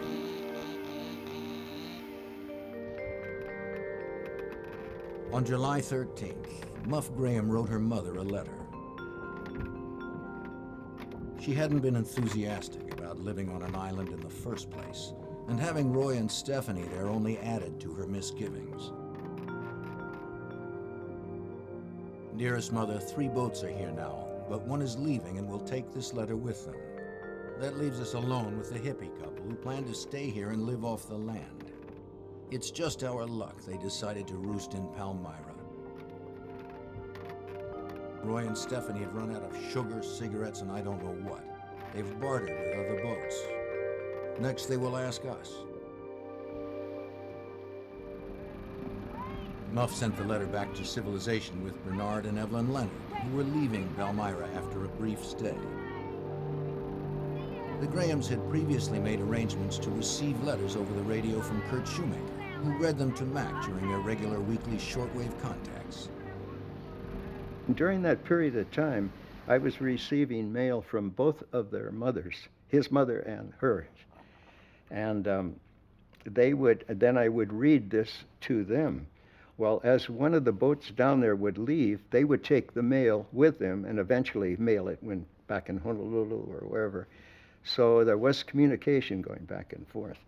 And an interesting thing about it is one of the letters I read, the mother, and I think she was in her 80s, she says that she was afraid for them. She says, you should leave that place, something will happen to you. One day when Mac was talking to Kurt, he told him that Roy had sent a message with one of the yachts back to his friends in Hawaii.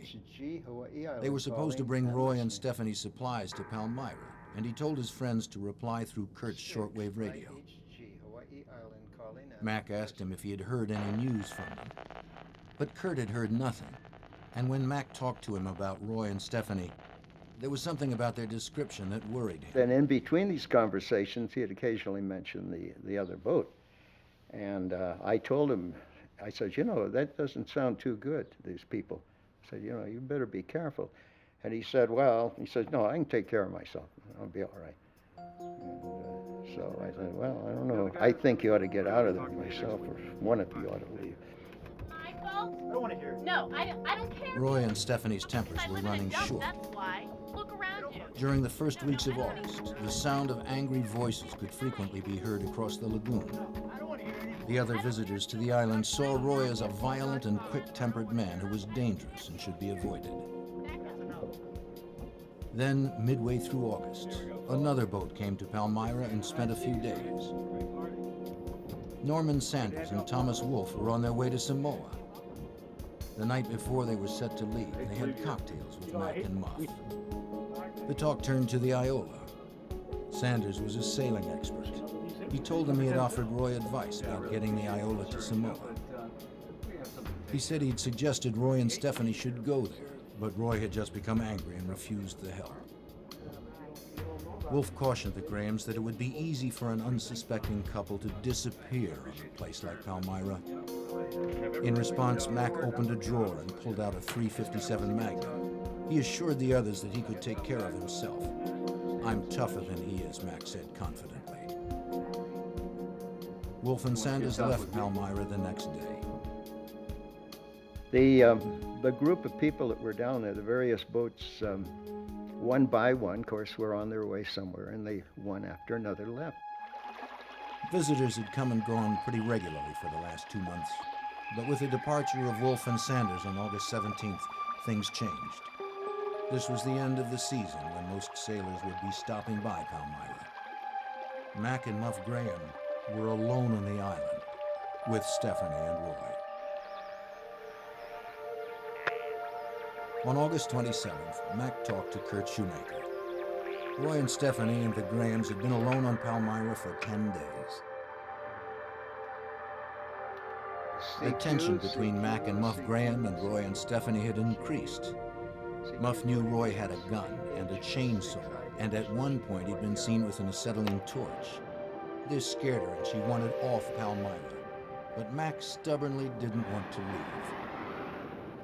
The boats had moved to opposite sides of the lagoon and the couples pretty much ignored each other. But then, something unusual happened. Here is KH6IHG. I was talking to him, and while we're talking, he hears a female voice yelling, saying, calling to him. And he says, oh, what's this happening? So he says, hang on a minute, I'll go topside and see. And he says, I'll be darned. She's coming over in her dinghy, and she says she has a cake for him. And he says, I guess they're going to declare a truce or something, huh? That was the words he used. He says, I better check this out carefully. I said, okay. So same schedule next week, same time. So I said, be careful now, and see you later. Was it? 1 week later, Shoemaker was at his radio for their regularly scheduled conversation. For the first time since Mac and Muff had left Hawaii, there was no response from the sea wind. I was concerned about that, and I tried for quite a while, about 20 minutes to half an hour, trying to make contact. So the next contact was a couple of days later, and then I tried again, nothing. And then for the next few weeks, I tried, intermittently from time to time. And then it was at that point that I decided something happened. Unable to convince the authorities that something had gone wrong on Palmyra, Shoemaker had a friend fly over the island. The aerial survey seemed to confirm his worst fears. Palmyra was deserted. There were no boats in the harbor, no Iola, no sea wind, and there was no sign of life. Well, I had a feeling that all that time that something had happened. The boat had been taken over. I was very strong feelings about that, simply because of all of the incidents that they related to me and he related. And I mean, it just pointed to that one thing, but I couldn't convince anyone that that was a problem. Shoemaker did have one resource available to him, the radio. Having no idea where they had gone, he spread the word to yachtsmen in the Pacific to be on the lookout for the sea wind. But days, weeks, and then months passed with no word about the fate of Mac and Muff Graham or the sea wind. 2 months after the last communication with the Grahams, Bernard and Evelyn Leonard, who had been given the last written message from the Grahams, were at the Alawai Yacht Harbor in Hawaii. Bernard noticed a 38-foot ketch with very distinctive lines. Yes, it is. Yes, it is. Well, then it had to. It had been repainted, but Bernard was certain it was the sea wind. He also recognized a familiar figure on deck, Roy Allen. Knowing the tensions that had existed between the Grahams and Roy and Stephanie, and also knowing that the Grahams had not been heard from in some time, Leonard immediately called the Coast Guard.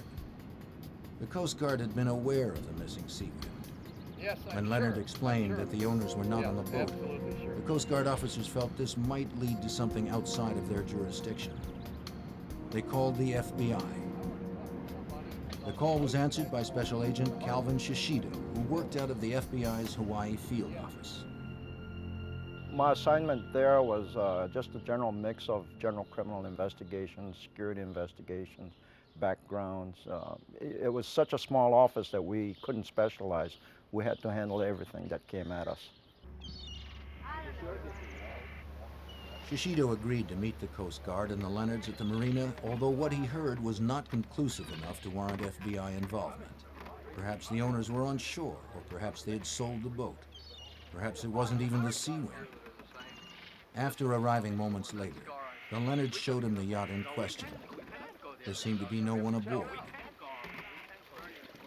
So he pointed out the areas where there was an attempt to disguise the boat. You know, it had been repainted, the gunnels had been repainted, the nameplate was taken off, it was removed and painted over. And other things that he pointed out to show that it was actually the sea wind. He knew it was the sea wind. Although there was still no direct evidence of foul play, Shishido was growing suspicious. There was no visible activity on the boat, so Shishido instructed the Coast Guard officers to post a lookout. The lookout spotted Roy and Stephanie the next morning, rowing from the floating dock towards shore in a little dinghy. He immediately alerted the Coast Guard, who in turn called Special Agent Shishido. But another boat owner hailed Stephanie and Roy and told them that the Coast Guard had been looking around their boat the day before. Roy noticed a Coast Guard patrol boat in the marina that seemed to be moving towards them.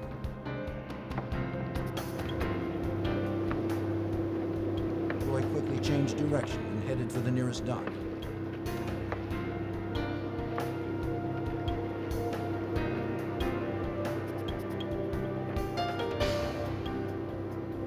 After letting Roy off, Stephanie started to row back to the sea ring.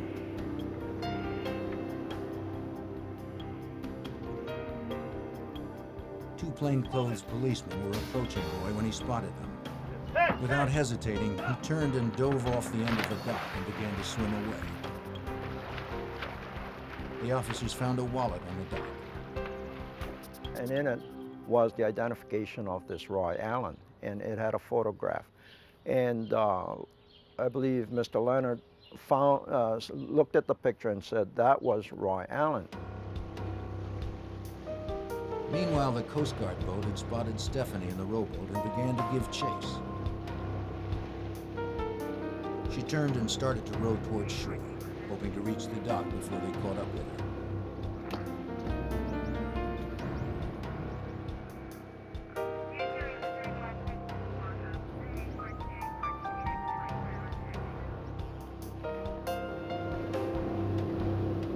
When she reached the dock, she jumped out and began to run, but there was nowhere for her to go.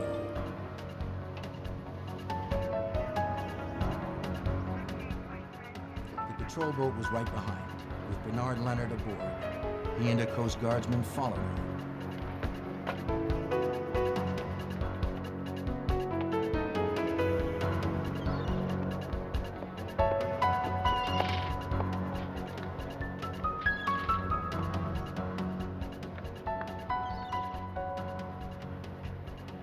They saw her dart into a hotel stairwell.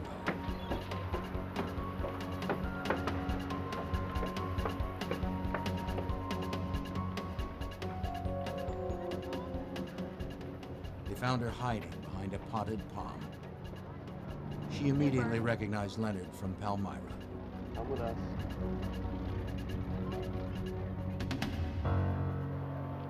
As the Coast Guard officer took her into custody, one question was foremost on Leonard's mind. What had happened to the Grahams? Stephanie Stearns was taken to the Coast Guard offices for questioning. On the way there, Bernard Leonard and Stephanie found themselves alone in the rowboat. When he asked if Mac and Muff were still alive, she shook her head. Mac and Muff, she told him, had apparently drowned. At least, they never found their bodies. Leonard was incredulous. How could that have happened? Stephanie explained that she and Roy had been invited to the Sea Wind for dinner, but the Grahams never showed up. The next morning, she and Roy found the Grahams' overturned inflatable Zodiac boat washed up on shore in the shark-infested lagoon. After searching fruitlessly for the bodies, they decided to take their own boat back to Hawaii, but it got hung up on the reef. So they went back and took the abandoned Sea Wind. Leonard listened to Stephanie, but he didn't believe her story. As I remember it, In the Coast Guard offices, she started telling her story again, this time to Special Agent Shishido in the Coast Guard. At any time. Okay. this is the way it happened. This is the way I'm telling it to you. Details then of what happened to them. At one point, I remember speaking to her. She kept going on, and I kept reminding her that she had the right to remain silent and that anything she said could be used against her in a court of law. And she would just keep on talking. Stephanie told him she had arrived at the Sea Wind with Roy just about in time for dinner. The boat was strangely quiet. They called out, but no one answered. Hello? Hello? Mac? Mom? Hello? They went below and continued their search, but got no reply. I can't find anybody down here. They're not here. Did she say they were going to meet us here? Yeah, they knew we were coming for dinner. They assumed the Grahams had gone out fishing for dinner and made themselves at home till they returned. There's nobody here. According to Stephanie, the Grahams never showed up, so they both decided to spend the night on the Sea Wind. All right. They believed the Grahams would show up any time. But the next morning, when the Grahams hadn't returned, she said they became very worried and went out to look for Muff and Mac as soon as it was light. But all they found was the Grahams' overturned Zodiac washed up on shore and a can full of gasoline. They turned the inflated boat over and started the motor. Then she said they spent the next 2 days searching for the Grahams or any sign of what might have happened to them. But they found nothing. The Grahams had simply vanished. Shishido found her story implausible. Together, and we went over there. When she explained how they had taken possession of the Seawind, her story was quite different from the one she had just told Leonard. No one would have believed us. They would have taken This the time, boat. she said they had left Palmyra aboard the Seawind, towing the Iola, which got caught up on a reef and sank. And all we found Stephanie was tripping over her first lie. But I knew there were at least, you know, 2 conflicting stories as to how they got in possession of the boat. At this point, we became very worried about the Graham's condition. We didn't know what had happened to them, and we certainly, was not going to get any real true information from Stephanie Stearns. The FBI has jurisdiction over crime on the high seas. Shishido determined he had enough evidence to arrest Stephanie Stearns for interstate transportation of stolen property. Then his attention turned to Stephanie's boyfriend, Roy Allen, who had evaded the police at the marina and was still at large. Shishido checked, and there was no record of a Roy Allen, but he had the wallet with Roy Allen's picture. Bernard Leonard also told Shishido that Roy had taken marijuana plants to Palmyra and had intended to grow them to sell. Drugs and a photograph of Roy gave him a starting place. But I suspected that people with, traveling on the Iola, which is not really a seaworthy boat, going around and planting marijuana on the islands and so on, must be involved in drug running. Hi, Cal. How are you? Pretty good. How are you? I'm doing pretty good. What can I do for you today? Shishido took the photograph to the Drug Enforcement Agency and showed it to several of the agents. So we would like to get further information on here. They were surprised when they looked at the picture. Let me get into it. They told him that it was Buck Walker and that they had been looking for him. I'll get back to you on that. Have a good day. Same to you. All right. And so we got all the background data on Buck Walker, and that's when our search for Buck Walker began. And that now we're looking for Buck Walker instead of Roy Allen. Buck Dwayne Walker was a convicted felon and a fugitive. He'd been awaiting sentencing on a drug conviction when he and Stephanie fled Hawaii on the Iola headed for Palmyra. As the search for Walker began with a new urgency, Shishido was also concerned about the Grahams. He knew Stephanie was lying and changing details about what had happened on Palmyra. He didn't trust her story about the fate of the Grahams. There was always the possibility that the Grahams were alive and stranded on the island. Shishido made arrangements for himself and some other agents to travel to Palmyra to see if they could find them.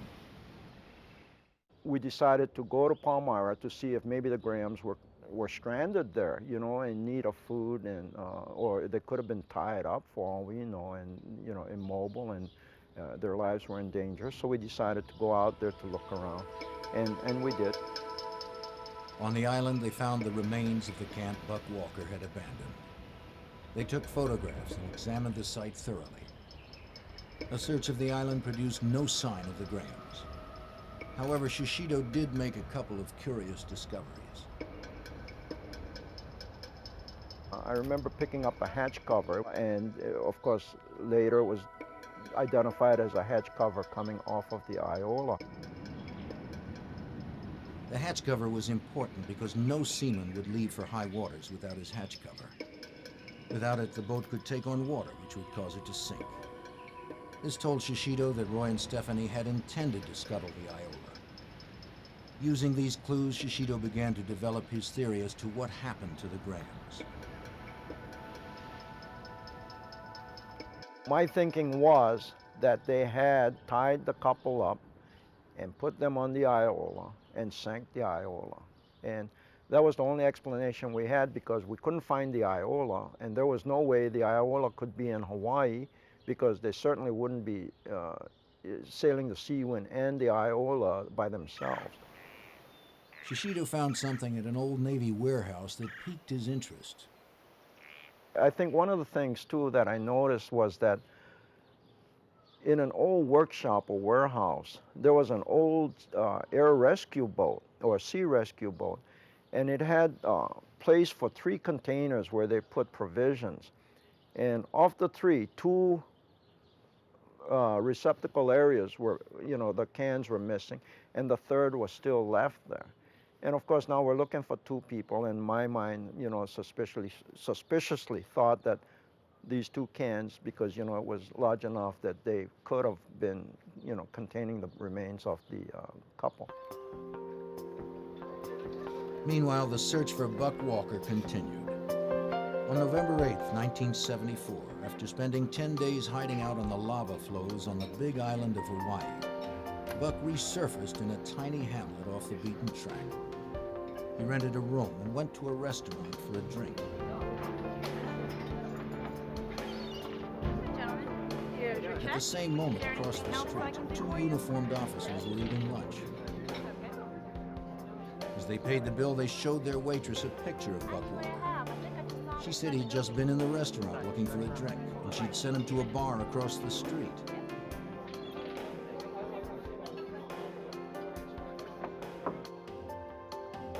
The officers spotted him and contacted the FBI.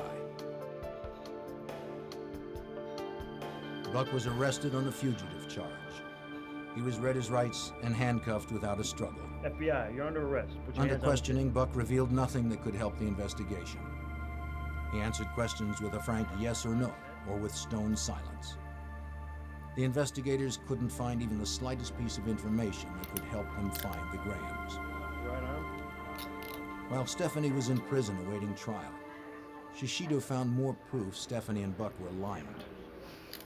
While she was at prison, we found out that she had some photographs developed. So when the photographs were developed and brought back to prison, we seized the photographs and examined them. Among the photographs showed that the Sea Wind, or Stephanie Stearns, was on the Sea Wind taking a photograph of the Iola under full sail with Buck Walker on board the Iola. So we knew that at one point Stephanie was on the Sea Wind and Buck Walker by himself on the Iola. This was different than the stories both Buck and Stephanie told officials. Shishido was convinced that the Grahams had been murdered. But without any bodies and no hard evidence, the U.S. attorney assigned to prosecute the case did not believe they could make a homicide charge stand up in court.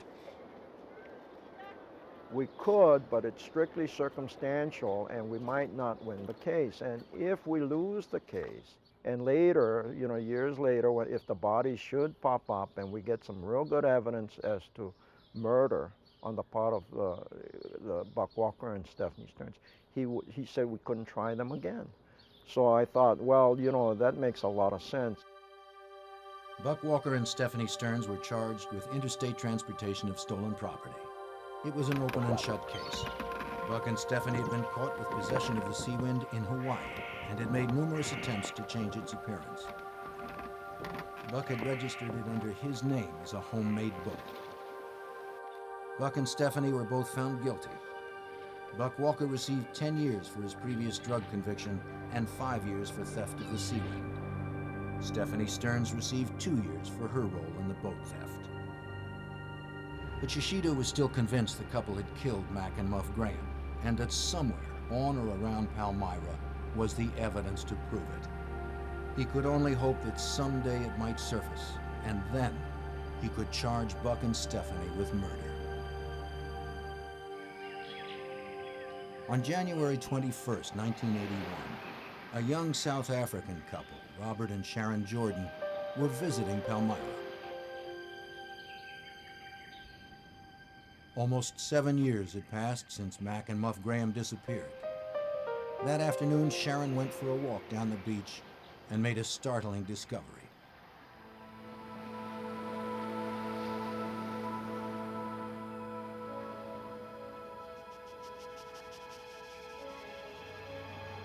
Washed up on the shore was an aluminum canister, and beside it, she found human bones and a skull.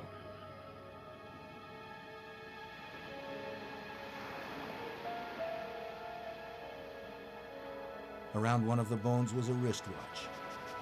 She had heard the story of Mac and Muff Graham and immediately contacted the Coast Guard.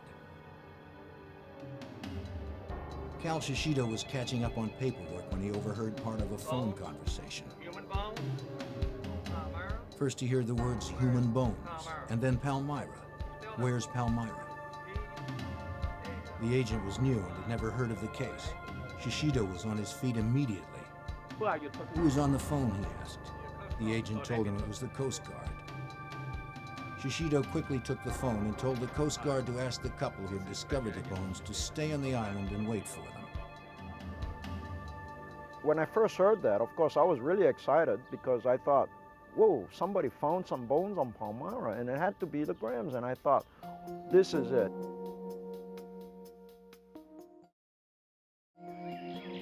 Shishido and a team of investigators flew to Palmyra to examine the new findings. If the bones Sharon Jordan found belonged to either one of the Grahams, the FBI might be able to establish the cause of death. Shishido was shown the gruesome discovery: a skull, human bones, a wristwatch, and some wire, all lying next to an open metal box, identical to the kind Shishido noticed in the rescue boats on his previous visit to the island. He speculated that the wire had been wrapped around the case and had somehow come loose. Then when the case came ashore, it had opened and the bones had spilled out. Since a second container had been missing from the Navy rescue boat, Shishido felt the other victim might still be inside. Divers were sent to search the surrounding waters, looking for a container like the one found on the beach. But in the shark-infested waters, the divers found nothing. When Shishido got back to Honolulu, he sent the container, wire, skull, and bones to the FBI laboratory in Washington, D.C. for examination. The skull belonged to a Caucasian woman in her late 40s or early 50s. Dental records showed that it was Muff Graham's. The skull also had signs of charring around the left eye socket and a hole in the left temple. The FBI concluded that the contour of the hole was consistent with a gunshot wound, but due to the age of the wound, could not say conclusively that it was caused by a bullet. The aluminum box was examined by the FBI Elemental Analysis Unit. They found evidence of charring on the outside of the box. Next, the FBI needed to determine if the skeleton had been in the box. They cut out a rectangular section and subjected it to a battery of tests. The rectangular piece of metal was found to contain traces of human protein, conclusive proof that the box had once held a body. The FBI did a tremendous job as far as the container was concerned, because they came back with a report that indicated that there were human remains in the container, that the remains had been burned, and that while it was in flame, the container was in about 2 inches of water. And they found traces of human protein, human fabric in the container and everything, to indicate that a human body was disposed of in the container by flame. As Shishido had suspected, Muff Graham had not simply drowned, she had been murdered. The FBI now believed it had enough evidence to prosecute Buck and Stephanie for the murder of Muff Graham. Having served her jail term for the theft of the Seawind, Stephanie now had a white-collar job in California. She was arrested and taken into custody. Buck Walker was still serving time in prison, or so Shishido thought. When I sent our agents in the state of Washington a lead to put a detainer on Buck Walker, I found out that he was an escapee. And so I thought, oh no, not again. You know, are we going to have to do this search all over for him? We found that there was only one woman that had visited him, and that she had visited him the day before his escape. A trace was placed on the woman, which led them to her car, parked in a motel in Yuma, Nevada. The FBI was notified and set up a stakeout. When Buck and another man came out of the motel and approached the car, the FBI moved in. He was considered an armed and dangerous fugitive, wanted both for murder and jailbreak.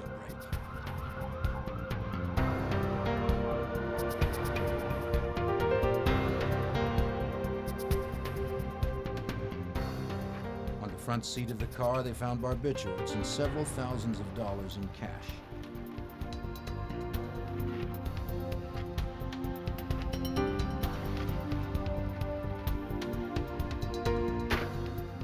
Buck Walker was arrested and charged with the murder of Muff Graham. Stephanie Stearns was also arrested and charged with the same crime, though they would be tried separately. Because of the publicity the story had generated in Hawaii, the trials were moved to San Francisco. Both cases were assigned to federal prosecutor Elliot Inoki. The motive for the crime was never in doubt. The motive was they were without a seaworthy vessel. The only other couple on the island was leaving shortly. They were running out of food, and they didn't know when any other vessel would get there, if at all, because this was becoming the end of the so-called season when you could expect people to visit the island. So you had people running out of food and provisions with an inability to get anywhere. Inoki knew he could show Buck and Stephanie had opportunity and motive to kill the Grahams. But first he had to prove in court that Muff Graham was murdered. He also needed to completely discredit Buck and Stephanie's story that the Grahams had drowned. As Inoki began constructing his theory of the case, Shishida was busy putting holes in Buck and Stephanie's defense. The FBI had already found evidence of human protein on the sides of the aluminum box, but since the bones were found next to it, Inoki wanted additional proof that the body had actually been in the box. Therefore, ruling out the possibility of Muff drowning as Buck and Stephanie had claimed, he contacted San Francisco's chief medical examiner, Boyd Stevens. Finding the skeleton together is supportive that Miss Graham was in that box and therefore held together. It's not possible for me to really say that she couldn't have stayed together if she had been out of the box. However, the problems that would be required is that the skeleton has to stay together even after it's disarticulated. And that's an extremely strong argument that could not have occurred if she had died and just been laying on the lagoon bottom. The second is that the skeleton has to come ashore together, and that's just not really possible. Shishida also decided to test Buck and Stephanie's story that the Grahams' dinghy, the Zodiac, had been found overturned. Of course, you know, later investigation showed that if the boat had capsized the way they said they found it, the outboard motor would have been inoperable because of the salt water going into the engine itself. And of course, we made a test to find out whether the Zodiac could actually tip over accidentally, and we tried to force it to turn upside down, banging into things with 3 or 4 men sitting on one edge of the boat, and it just wouldn't tip over. Inoki also asked medical examiner Boyd Stevens to examine Muff Graham's skull in order to corroborate the FBI's findings that Muff had been murdered.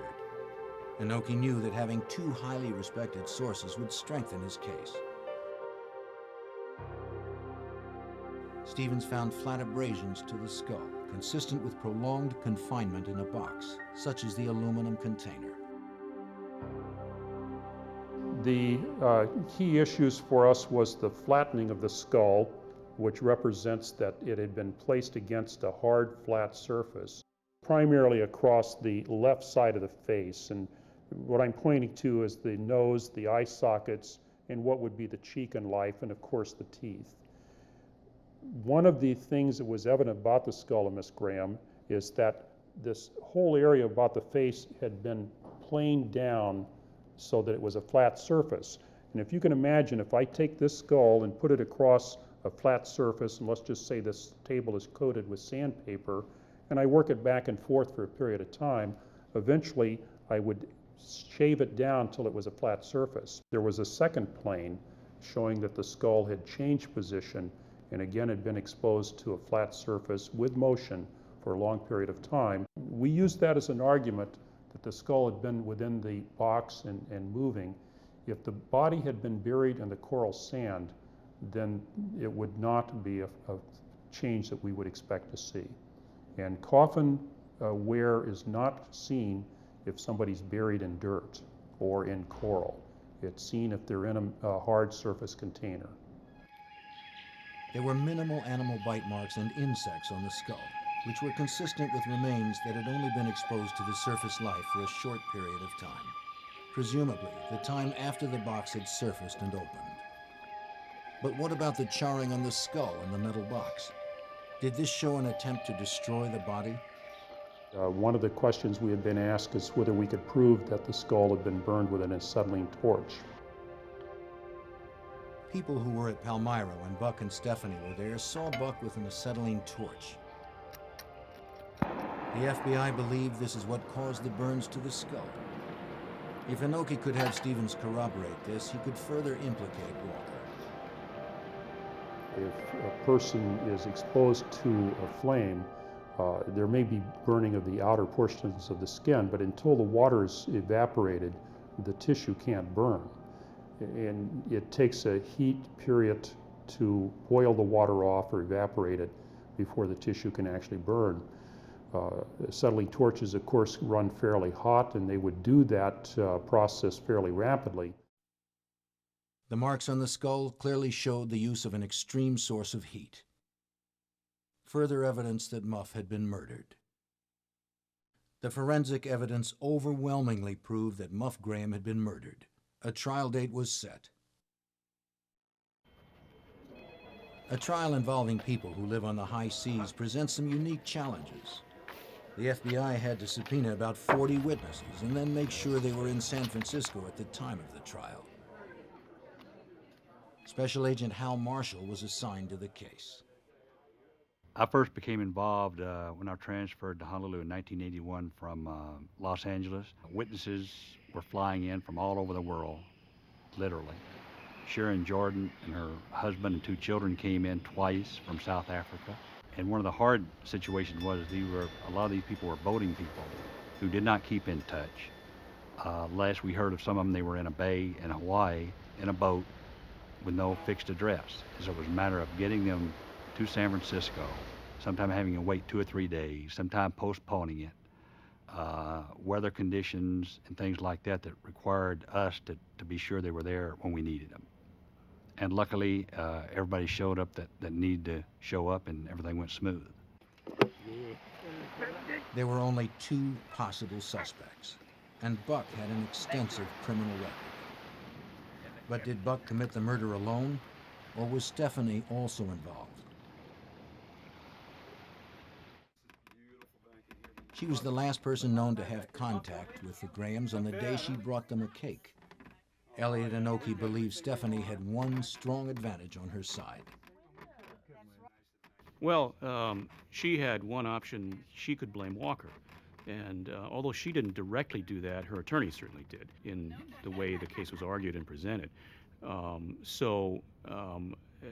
That gave her a very big option that Walker simply did not have, or if he had, it was a much more difficult sell because of the circumstances and the personalities involved. He's the one with the prior record, much bigger than she is. The testimony about him shooting fish with his gun. I mean, he had a lot of things on his side of the ledger that were not on her side of the ledger. One of the other substantial differences is that Stephanie testified in the case. Walker did not, and so she directly refuted any claim of knowledge or involvement in any kind of homicide. But certainly, through her testimony, left a large room for her attorney to argue that Mr. Walker had the opportunity and the means to commit a murder. A jury found Buck Walker guilty after only a few hours of deliberations, and he received a sentence of life in prison. Stephanie Stearns was defended by famed attorney Vincent Bugliosi, who was convinced of her innocence.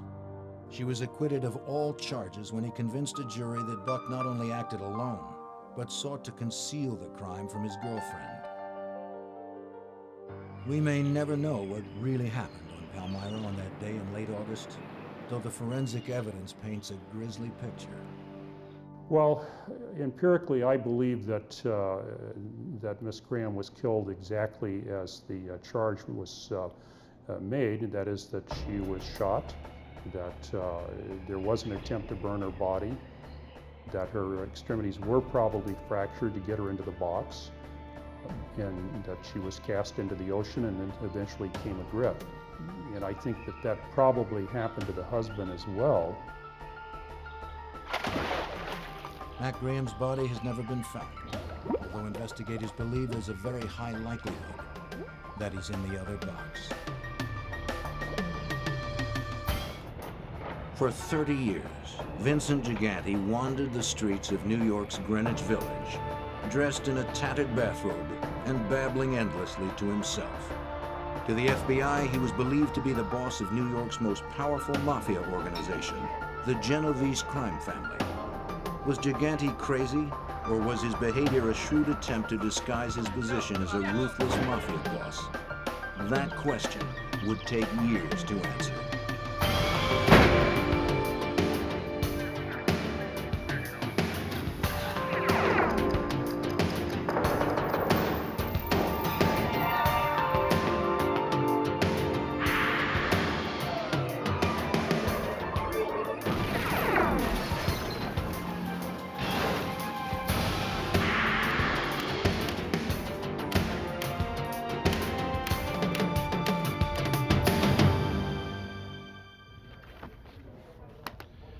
Every family has eccentrics, even crime families. Crime boss Vincent Gigante, head of New York's Genovese family, was undoubtedly eccentric. The question remained, was he truly mad? Justice rested on the answer. Outwardly, he roamed the streets as a doggedly old man, barely in touch with reality. But in the eyes of the law, he was a cunning conspirator and responsible for murder. I'm Jim Kallstrom, former director of the FBI's New York office. Organized crime takes a concerted effort to crack.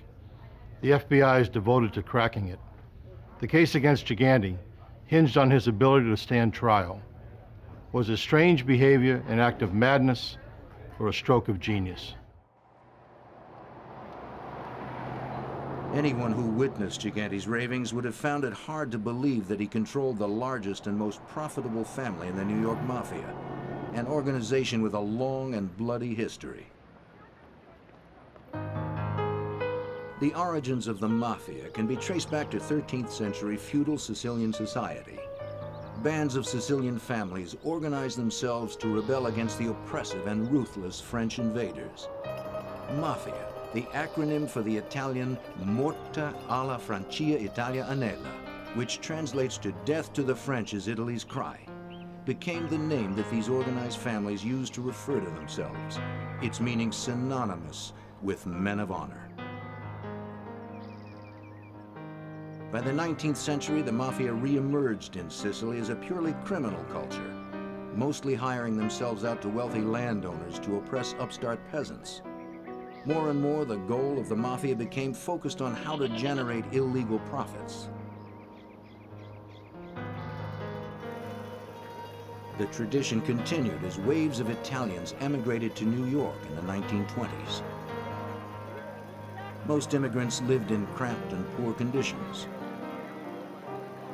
As a result of growing ethnic tensions, Sicilian Americans became the target of growing resentment. They needed Mafia protection more and more. Louis Scilero, a third-generation Italian-American, is head of the FBI's New York field office. A 23-year veteran, he is an expert on the Mafia and its intricate structure.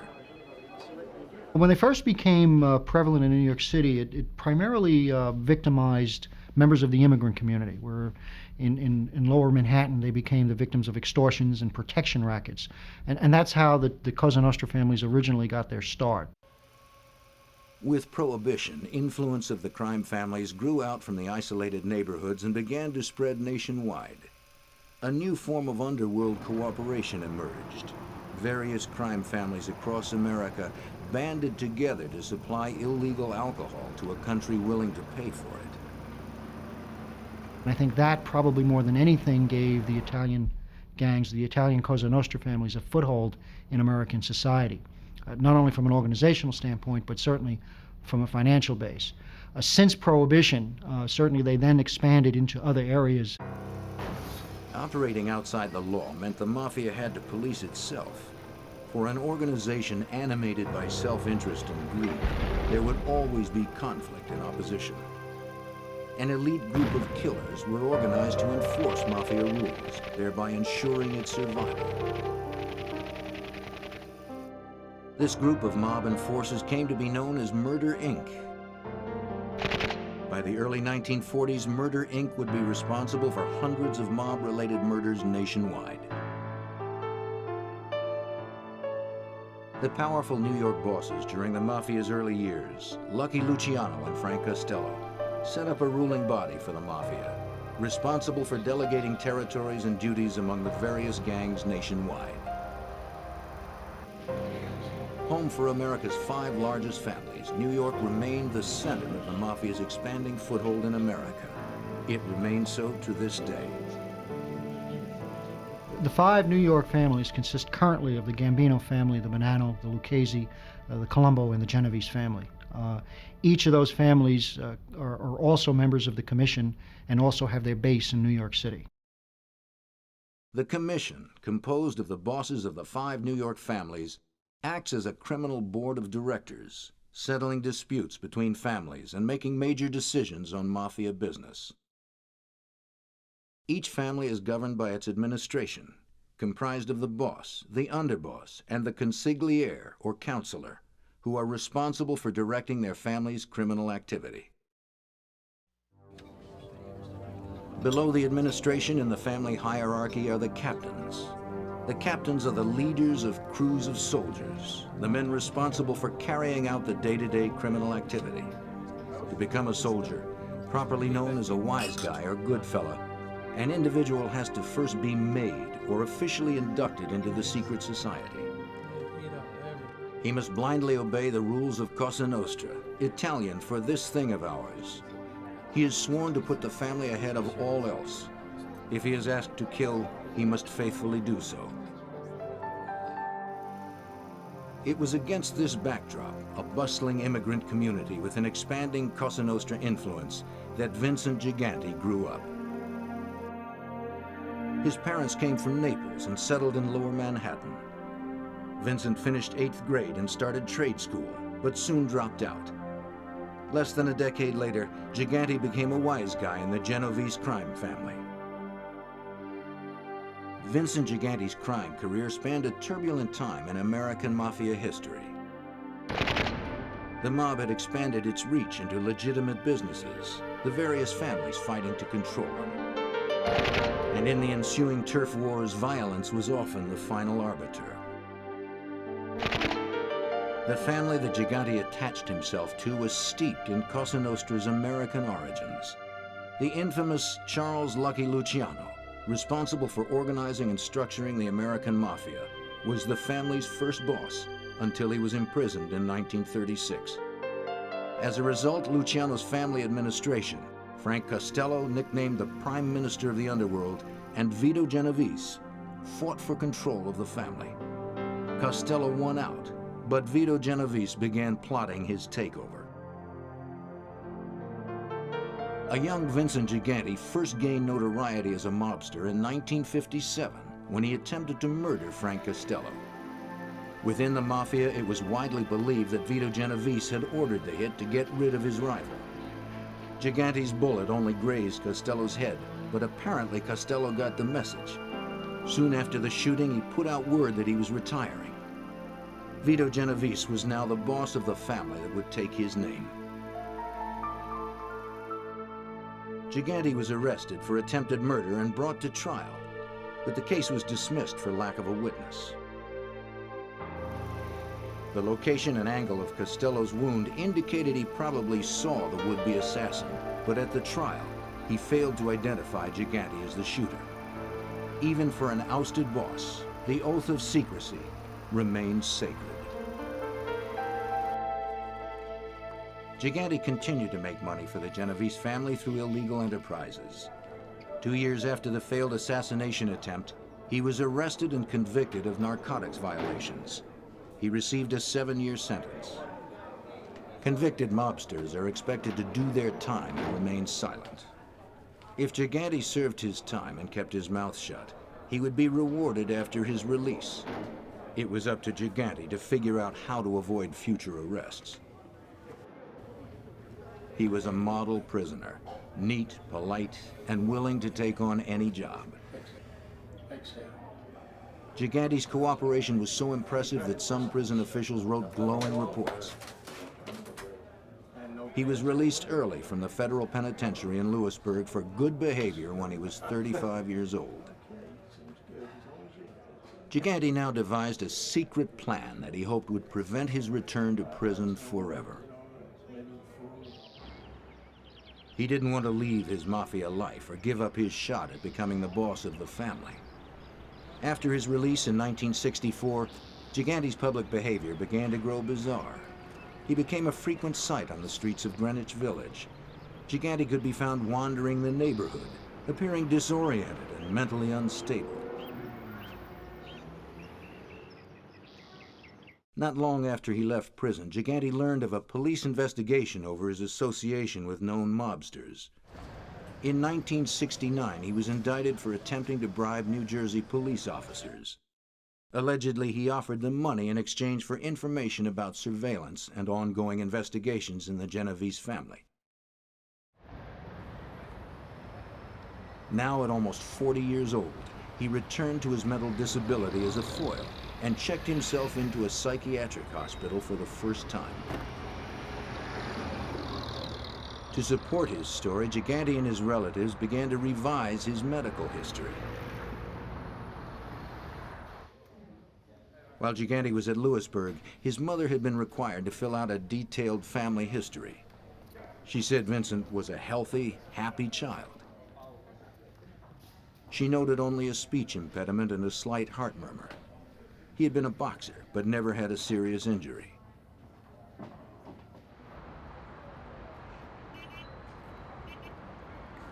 By the time of the 1969 indictment, however, Gigante's lawyers claimed he was not competent to stand trial. His family suddenly remembered a host of mental problems. He had been given to severe temper tantrums. He had a phobia for the dark. He had been truant from school. He was at one time obese and had learning problems. The incompetency argument worked. Gigante never stood trial for the 1969 bribery charges. That same year, Gigante's boss, Vito Genovese, died of heart failure while serving a prison sentence for narcotics trafficking. In the decade that followed, the Genovese family was so secretive that for law enforcement, it was difficult to tell exactly who the boss was. Even had the FBI been able to identify the Genovese family leadership, making a case against them was another story. Witnesses were hard to come by. Mobsters who violated the sacred oath faced certain death. The best the FBI could do was to go after individual crimes. There were no laws that focused on bringing down the entire criminal family. As Gigante was moving up in the family, the federal government was about to make the FBI's job a little easier. In 1970, Congress passed the Racketeer Influences and Corrupt Organization Act, better known as the RICO laws. What the racketeering law allowed us to do was to look at the family as a criminal enterprise and to attack the family as a criminal act. That became much more effective if you look back from the mid-70s to the 80s in terms of actually indicting the entire family and the entire hierarchy of that family. The RICO laws require that the government prove that mafia families are essentially criminal enterprises. They must show that the crimes committed by the boss and members of his family are committed to either expand the criminal enterprise or to increase a family member's position within that enterprise. To successfully bring down a family, the government has to prove that any one of several criminal acts, ranging from racketeering and extortion to murder, has been committed. By 1979, now armed with federal legislation aimed directly at organized crime, the FBI had devoted teams to exclusively focus investigations on the 5 major families.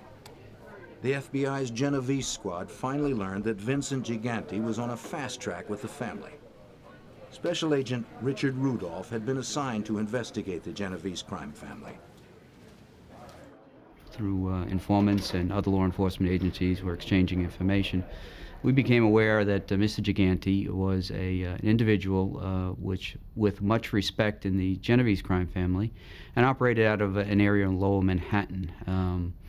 Because he was an up-and-coming person with a lot of respect within the family, we began to do some surveillances of Mr. Gigante.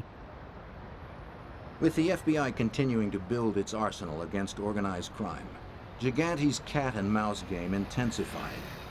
He stepped up his public show of mental disorder. In the late 70s and into the 80s, he was admitted 5 more times for psychiatric treatment. The FBI continued to keep tabs on Gigante. Agents learned that he frequented the Triangle Social Club, a gathering place for Genovese crime figures.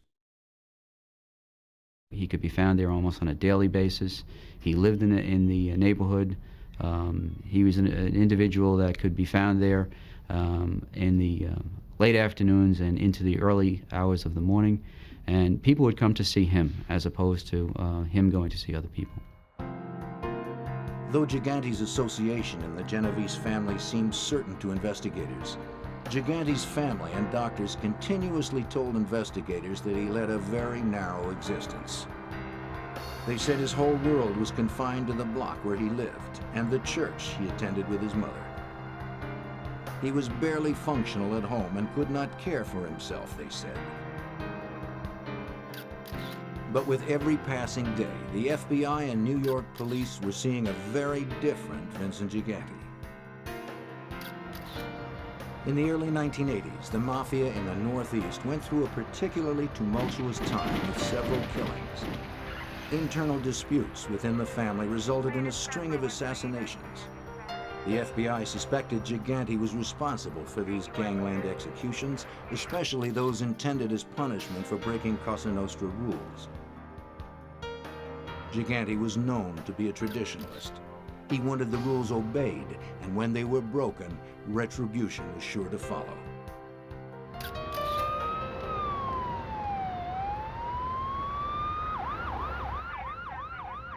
It started with the murder of Philadelphia crime boss Angelo Bruno. Although Bruno's family was well outside New York, all families answered to the members of the commission. Gigante was upset because Bruno had been assassinated by his own men in a grab for control of the family. A Cosa Nostra rule had been violated. No one can kill a boss unless the commission sanctions it, and they seldom do. It was rumored that Gigante himself launched an investigation into Bruno's murder.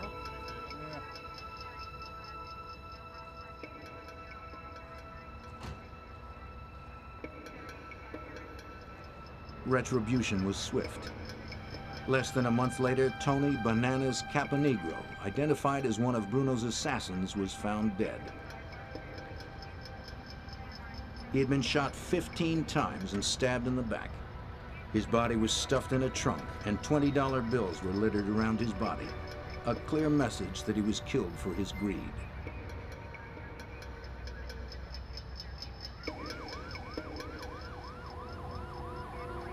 On the same day, another body was discovered. This time it was Fred Salerno, dead of gunshot wounds, dumped in a vacant lot. He too had allegedly participated in Bruno's murder.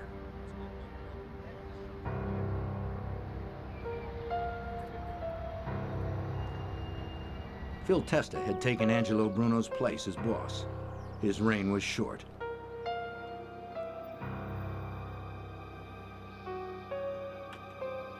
Almost a year after Bruno's execution, Testa was blown up entering his own home.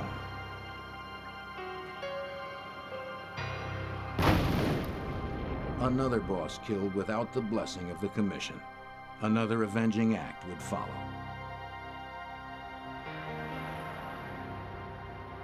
Rocco Marinucci was next, found dead with fireworks stuffed in his mouth. a gesture designed to show that he was killed for the way in which he had killed Testa.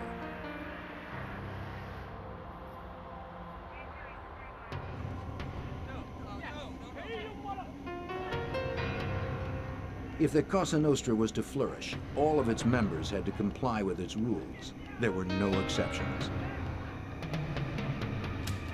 Gigante was believed to have ordered the murder of one of his own crime family members. Genovese soldier Jerry Papa had murdered 2 Colombo family members without permission. As punishment for his unsanctioned act, he was brutally shot and killed by members of his own criminal family. Had Gigante become the enforcer for the Northeast Cosa Nostra? Informers within the mob told federal agents that all of these killings had been ordered by Gigante. But information given by admitted criminals is always a problem for potential juries. Criminals will say anything if their cooperation can be traded for a reduced prison sentence. The FBI needed more than the words of criminals looking for a deal. Gigante knew this, and he protected himself accordingly. It seemed that Gigante was now the boss. The FBI began a more focused surveillance effort on Gigante. They learned that the Genovese family had also infiltrated several of New York's major industries: the garment trade, trucking, garbage collection, airport cargo handling, and the city's seafood industry. Vincent Gigante was known on the streets as the Chin, an abbreviation of Cinzino, Little Vincent. Fearing FBI surveillance and wiretaps, family members were not allowed to speak his name. They were to refer to him with hand signals, touching their chins to communicate his nickname. Bringing down the Chin was going to take every bit of know-how that the FBI could muster. They were going to have to create their own luck. As a surveillance team member watched one day, a telling crack in the Chin's ruse appeared. The seemingly frail man was being helped across a busy street. When oncoming traffic threatened, he became suddenly animated, racing to safety. His helplessness somehow overtook him again on the other side.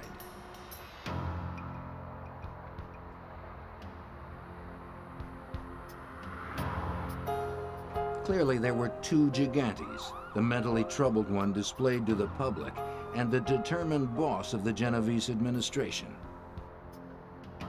The FBI would soon learn of a 3rd.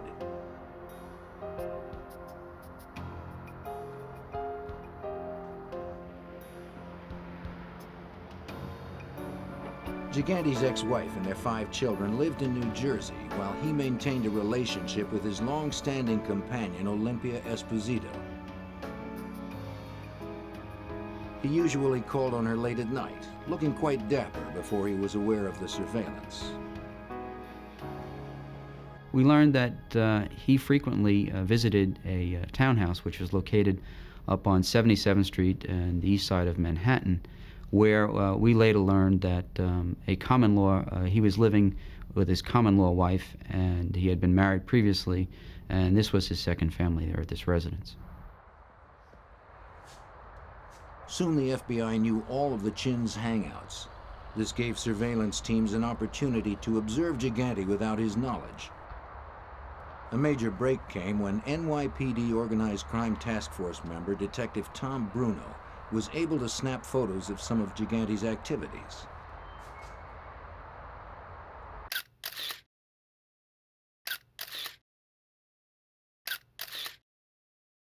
In 1984, I was assigned to a joint organized crime task force. That task force consisted of FBI agents and New York City police officers, detectives. And we were assigned to investigate the Genovese Crime Family. Then the next step was to go to Sullivan Street, where Chin Gigante lived. His apartment was above a pet store, alleged pet store. And he also had a social club on the block. And when you'd go by the social club, you'd see numerous people that were in the photos. And you'd see them standing in front of, going inside, and then sometimes crossing the street, going to the pet store, which was where the Chin, we believe, met people.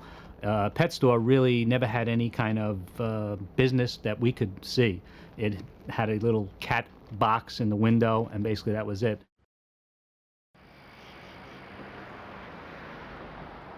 More and more, Gigante was seen acting normally when he was unaware he was being watched.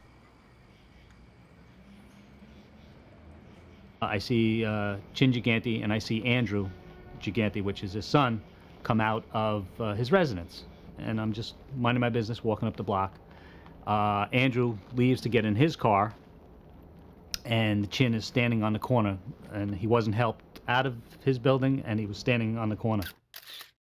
Andrew gets in his car, pulls out. As he pulls out, there's a car coming up Sullivan Street. It blows the horn. Chin Gigante yells, "Hey, what are you, in a rush?"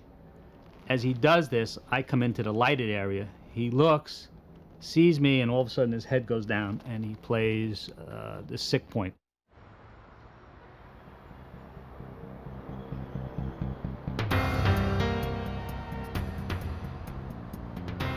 Another break followed Detective Bruno's surveillance successes. The FBI managed to rent an apartment close to the townhouse of Gigante's companion, Ms. Esposito. An agent would exit through a back door in the rented apartment building and position himself about 50 feet from Ms. Esposito's townhouse. From there, Miss Esposito and Gigante could be seen from time to time. An agent watched the couple for 4 months between midnight and 2 a.m.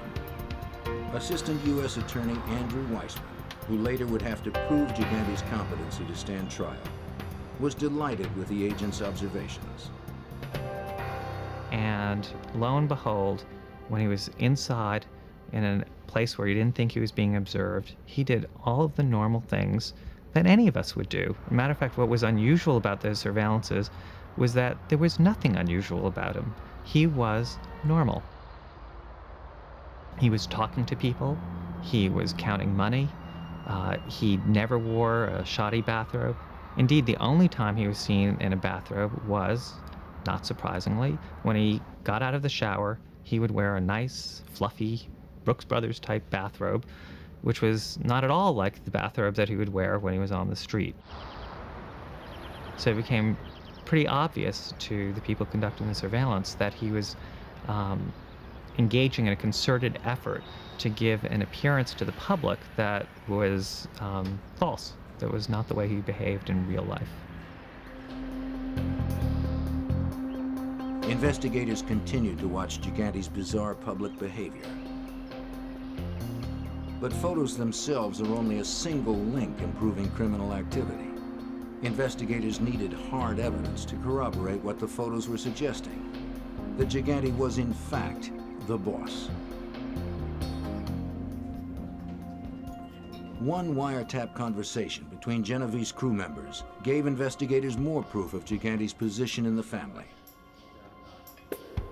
On the tapes, known Genovese members were complaining about the chin. Assistant U.S. Attorney George Stamboulidis reviewed these tapes to help prepare a case against Gigante.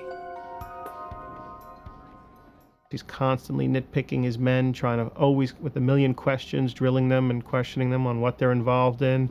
He's always looking to get money from them, or money from some of the schemes and how he earned, and how much money he would make from the gambling operations at the Triangle Social Club and things like that. While Gigante micromanaged the internal affairs of his family, the tabloids began calling him the Odd Father.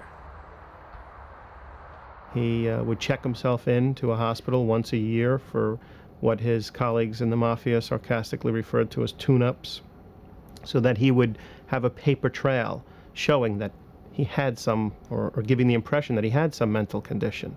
And with the assistance of people around him and people in his family, he was able to cultivate this paper trail, giving the impression to anyone who looked at the cold medical records that here's someone who, year in, year out, was being treated for some form of mental illness. Gigante knew how to protect himself, both publicly and privately. Mr. Gigante was very clever in how he conducted business, and he limited his contacts with members of the family. If there were messages or items to be discussed regarding illegal activities conducted by the Genovese family, there would be messages passed on to people immediately surrounding him. Access to him was very limited. If the other family wanted to meet with him, more than likely they would have to send a message. Gigante avoided the normal sit-downs or more formal meetings held regularly by other family bosses. He would take meetings when businesses demanded his attention. He and his visitors would stroll the sidewalks through the neighborhood, ensuring that surveillance wiretaps would not pick up any incriminating conversations.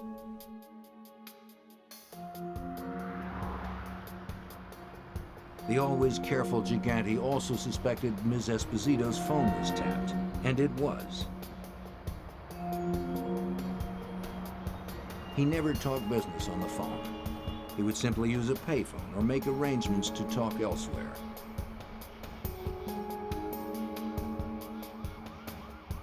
The FBI would not be able to use the Chin's own words to make a case against him.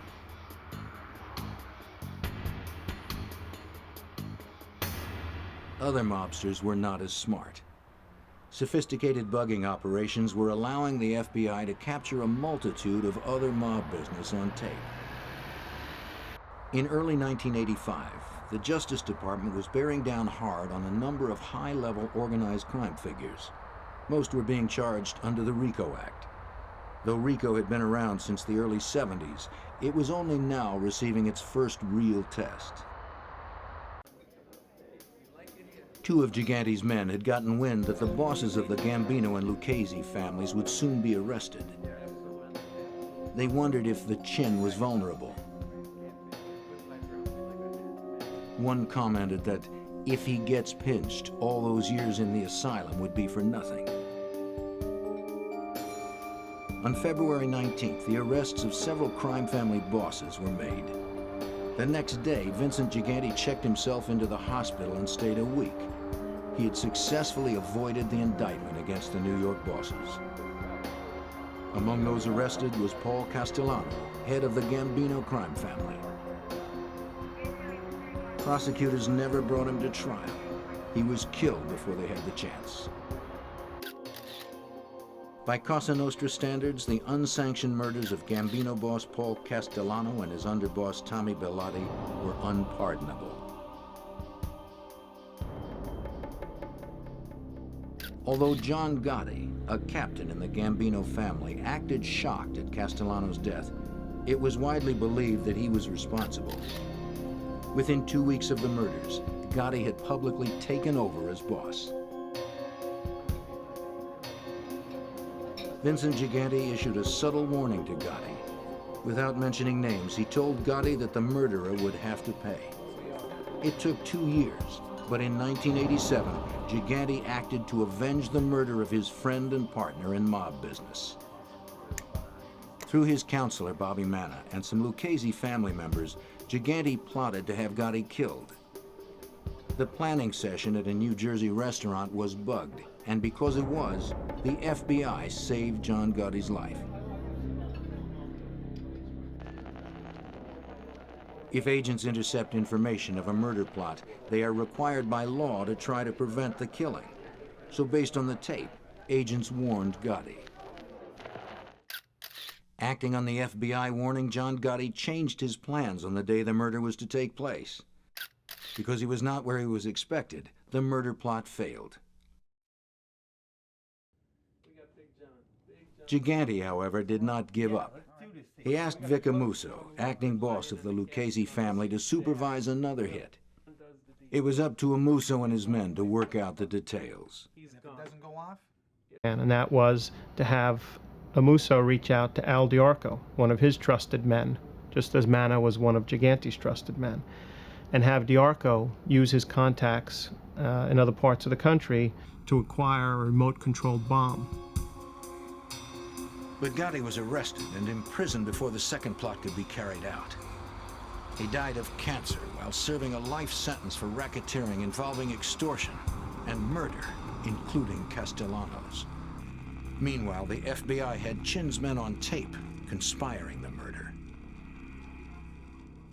As the FBI's investigation into Genovese family operations continued, information about a corrupt construction scheme was coming to light. They learned that for years, much of the Genovese family income came from one segment of the construction industry, the window business. The family had managed to keep its hold on window replacement jobs for all of New York City's public housing projects. We learned that at that time there was an enormous amount of money being put into refurbishing some of the New York City Housing Authority windows. There was an energy crisis underway, and the timing of this was ideal for the organized crime people to become more active in it. What we learned was that the Genovese family, along with 2 or 3 other families, were becoming involved in companies that were bidding and installing the windows in some of these housing projects.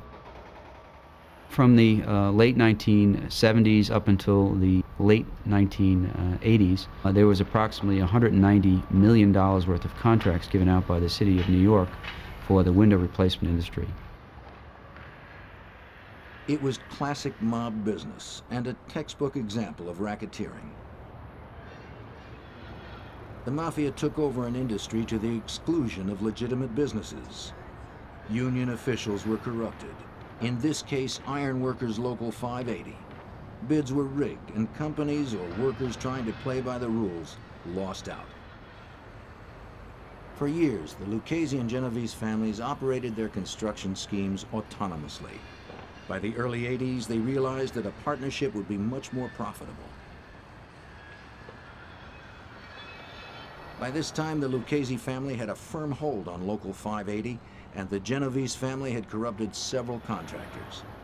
They cooperated because it meant more business. By using the Local 580 as a tool, they were able to exclude several contractors from coming in and bidding on some of these projects, and in essence created a somewhat of a monopoly for themselves. On nearly all City Housing Authority work, and on much of the new construction for the city, the Genovese contractors and installers paid $2 a window. $1 went to the Lucchese family, 25 cents to the collector, and 75 cents to the boss for the family's role in handling the union. The other $1 went to the crooked union officials who looked the other way as jobs went to non-union workers. Refusal to cooperate often carried a penalty of violence. In the late 80s, a carpenters union delegate had both of his legs broken by Genovese men for refusing to cooperate, though he maintained that he was unable to get a good look at his attackers. And in 1992, a delegate from Local 580 was shot and killed coming out of his house on Long Island over a disagreement with his Cosa Nostra contracts.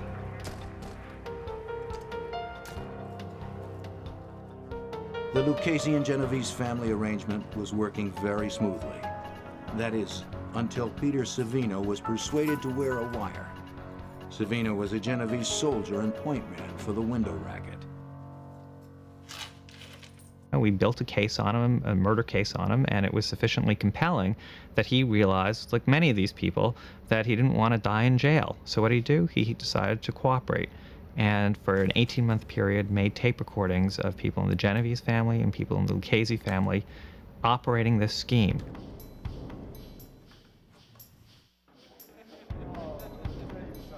Vincent Gigante didn't realize Peter Savino was turning on him. He was happy with Savino's work and satisfied with the window scheme's progression.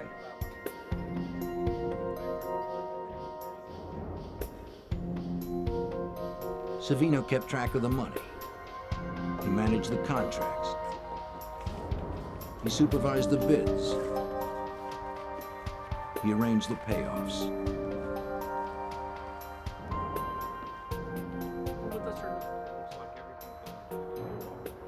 The boss was happy, but some Genovese family members began to suspect Savino. When bodies were found in the basement of a building he owned, Genovese members were surprised that he was never seriously investigated by law enforcement. are your people going to cost me? As a result of that, people speculated, well, Savino wasn't arrested, yet these bodies were found in a building that's tied to him. Maybe he's cooperating, but nobody was really sure. Savino was a cash cow for Vincent Gigante. He was bringing in hundreds of thousands of dollars for the Genovese family every month. So when Gigante was told of Savino's betrayal, he chose not to believe it and initially refused to order him killed. Savino continued to wear the wire, trying to get other family members to acknowledge Chin and his position as boss of the family. Gigante's troops, however, could never be persuaded to break the boss's rule about not mentioning his name. Remember Uniseal? Vincent had said when it came time to bid. Oh, okay, I'll mention him. He had said to go out and bid the work. It was, don't mention that name. How can you talk like that? That was pretty damning proof. Even though it didn't give you a specific crime, it told you that this was a man to be feared. It was hardly somebody who was incompetent. Shortly thereafter, it came to Gigante's attention that Savino was in fact cooperating. Furious at this betrayal, Gigante ordered the murder of Peter Savino.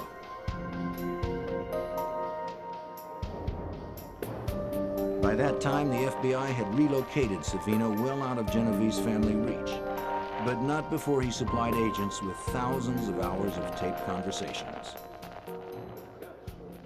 Mr. Savino was also in a position to provide us with the historical aspects of how this scheme developed, his relationship with the leaders of both the Lucchese and Genovese crime family, and what their participation was in this thing. Mr. Savino also was able to tell us how the various members of all of these families interacted with Local 580, which was used, again, as the tool to make the scheme work.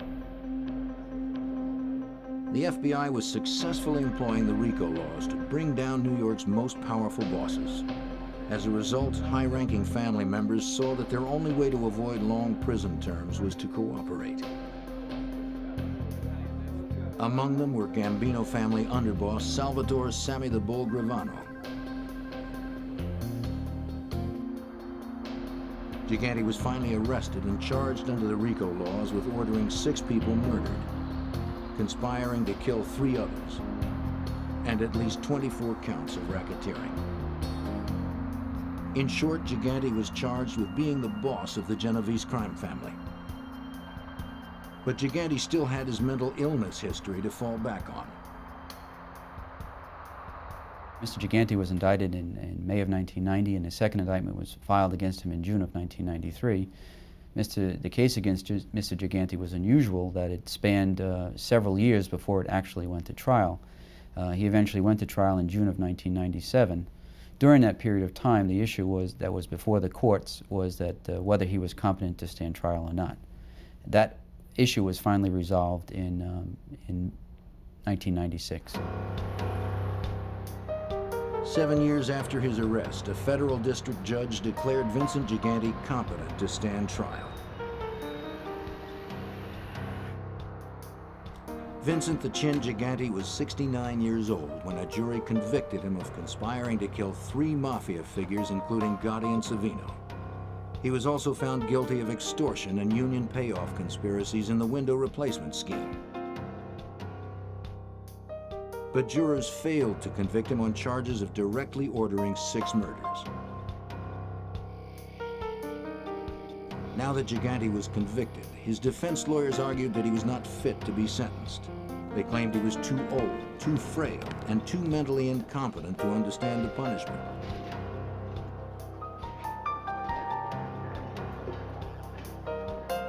While awaiting sentencing, Gigante was confined to a prison hospital and examined by several doctors. Gigante was given several PET scans, a procedure that uses a radioactive tracer to measure brain chemistry. A 1991 scan, first read as normal, was later found to be too flawed to use in diagnosis. A 1993 scan did show some abnormalities. But at least one expert, Dr. Jonathan Brody, judged these abnormalities as not consistent with dementia. Dr. Brody is an attending psychiatrist at New York's Bellevue Hospital and a professor at New York University's School of Medicine. He also conducts research on schizophrenia. Mr. Gigante, at the time of the scan, was purportedly taking medication that affects the brain. And because it affects the brain, it affects brain chemistry. And brain chemistry is what a PET scan is all about. Gigante was taking an antipsychotic medication, and antidepressants, a low-potency tranquilizer, and sleeping pills. So Dr. Brody was skeptical about the PET scan, but had yet to examine the patient. When the three of us entered the observation room, the examining room where he was then brought, I was struck at first by his appearance, which I said made me think, oh my God, he really is sick. I've missed the boat. He's really very sick. He came in wearing a bathrobe, he was shuffling, he was mumbling, he was making allusions to God. But as the examination progressed, some of Gigante's actions began to raise doubts. But one of the things that really struck me was that I didn't note at the time, but I noted a few seconds later, was when I put out my hand for him to shake it, he didn't shake it. And that's a very automatic behavior. You put your hand out, your worst enemy can put his hand out to you, and you tend to take it. How about this way?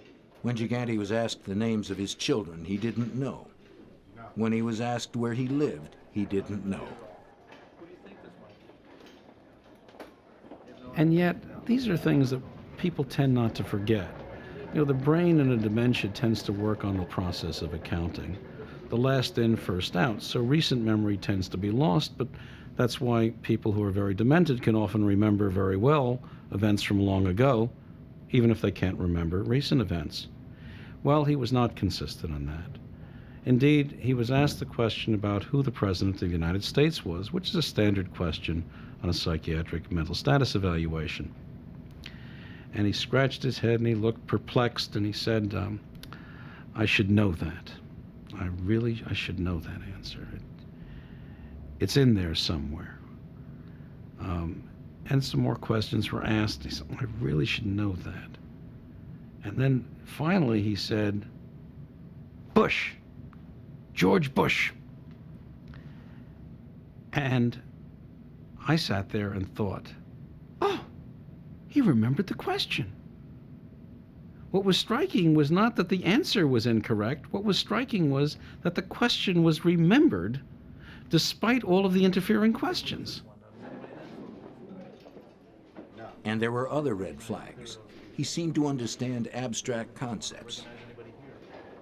Dr. Brody asked Gigante if he was proud of his children.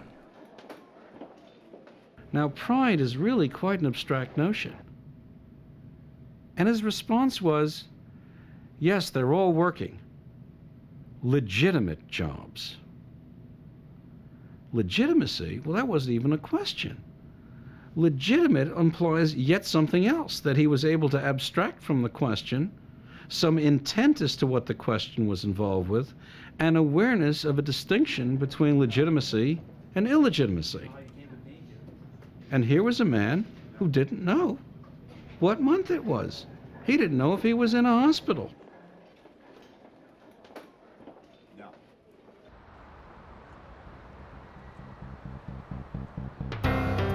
These and other inconsistencies contributed to Dr. Brody's conclusion that Gigante did not suffer from progressive dementia, vascular dementia, or schizophrenia. Guards assigned to watch Gigante during his pre-sentencing hospitalization also found his behavior normal. They testified that he was active around his prison hospital cell and polite to the hospital staff. He did not need help to shower, to groom himself, or to feed himself. The lawyers all put in affidavits that they couldn't communicate with Vincent Gigante at all. Well, when he was in jail, He managed to speak with the prison counselors. When you sort of talk to the sort of low-level people in jail who have to take care of inmates on a day-to-day basis, it turns out he knew exactly what had happened. He knew he had been on trial. He knew that Gravano had testified against him and didn't have very nice things to say about him. He knew that his sentencing was upcoming. He knew what the issue was before Judge Weinstein as to that he had to decide that he was competent to be sentenced. It was completely at odds with what his lawyers were telling Judge Weinstein. Some psychiatrists thought Gigante really was incompetent. Others thought he was faking. 5 months and dozens of tests later, the judge ruled. The judge said, "In short, the defendant's cognitive and emotional capacity and his communication skills are equivalent to other 69-year-old defendants with limited education. No hallucinations interfere with his abilities to participate in sentencing. He understands the fundamentals of criminal substantive law and procedure. He is deliberately feigning mental illness to avoid punishment which he fears. Defendant is competent to be sentenced and to serve an appropriate term in prison." Shaliro described efforts of the FBI and prosecutors as historic and courageous. This has been a battle that certainly I've been involved with for the last 20 years, and certainly I think agents that will continue that on over the next 5 or 6 years. If the effort could be sustained and the resources maintained, I think we're on the verge of really reducing the effects and the impact of the Cosa Nostra.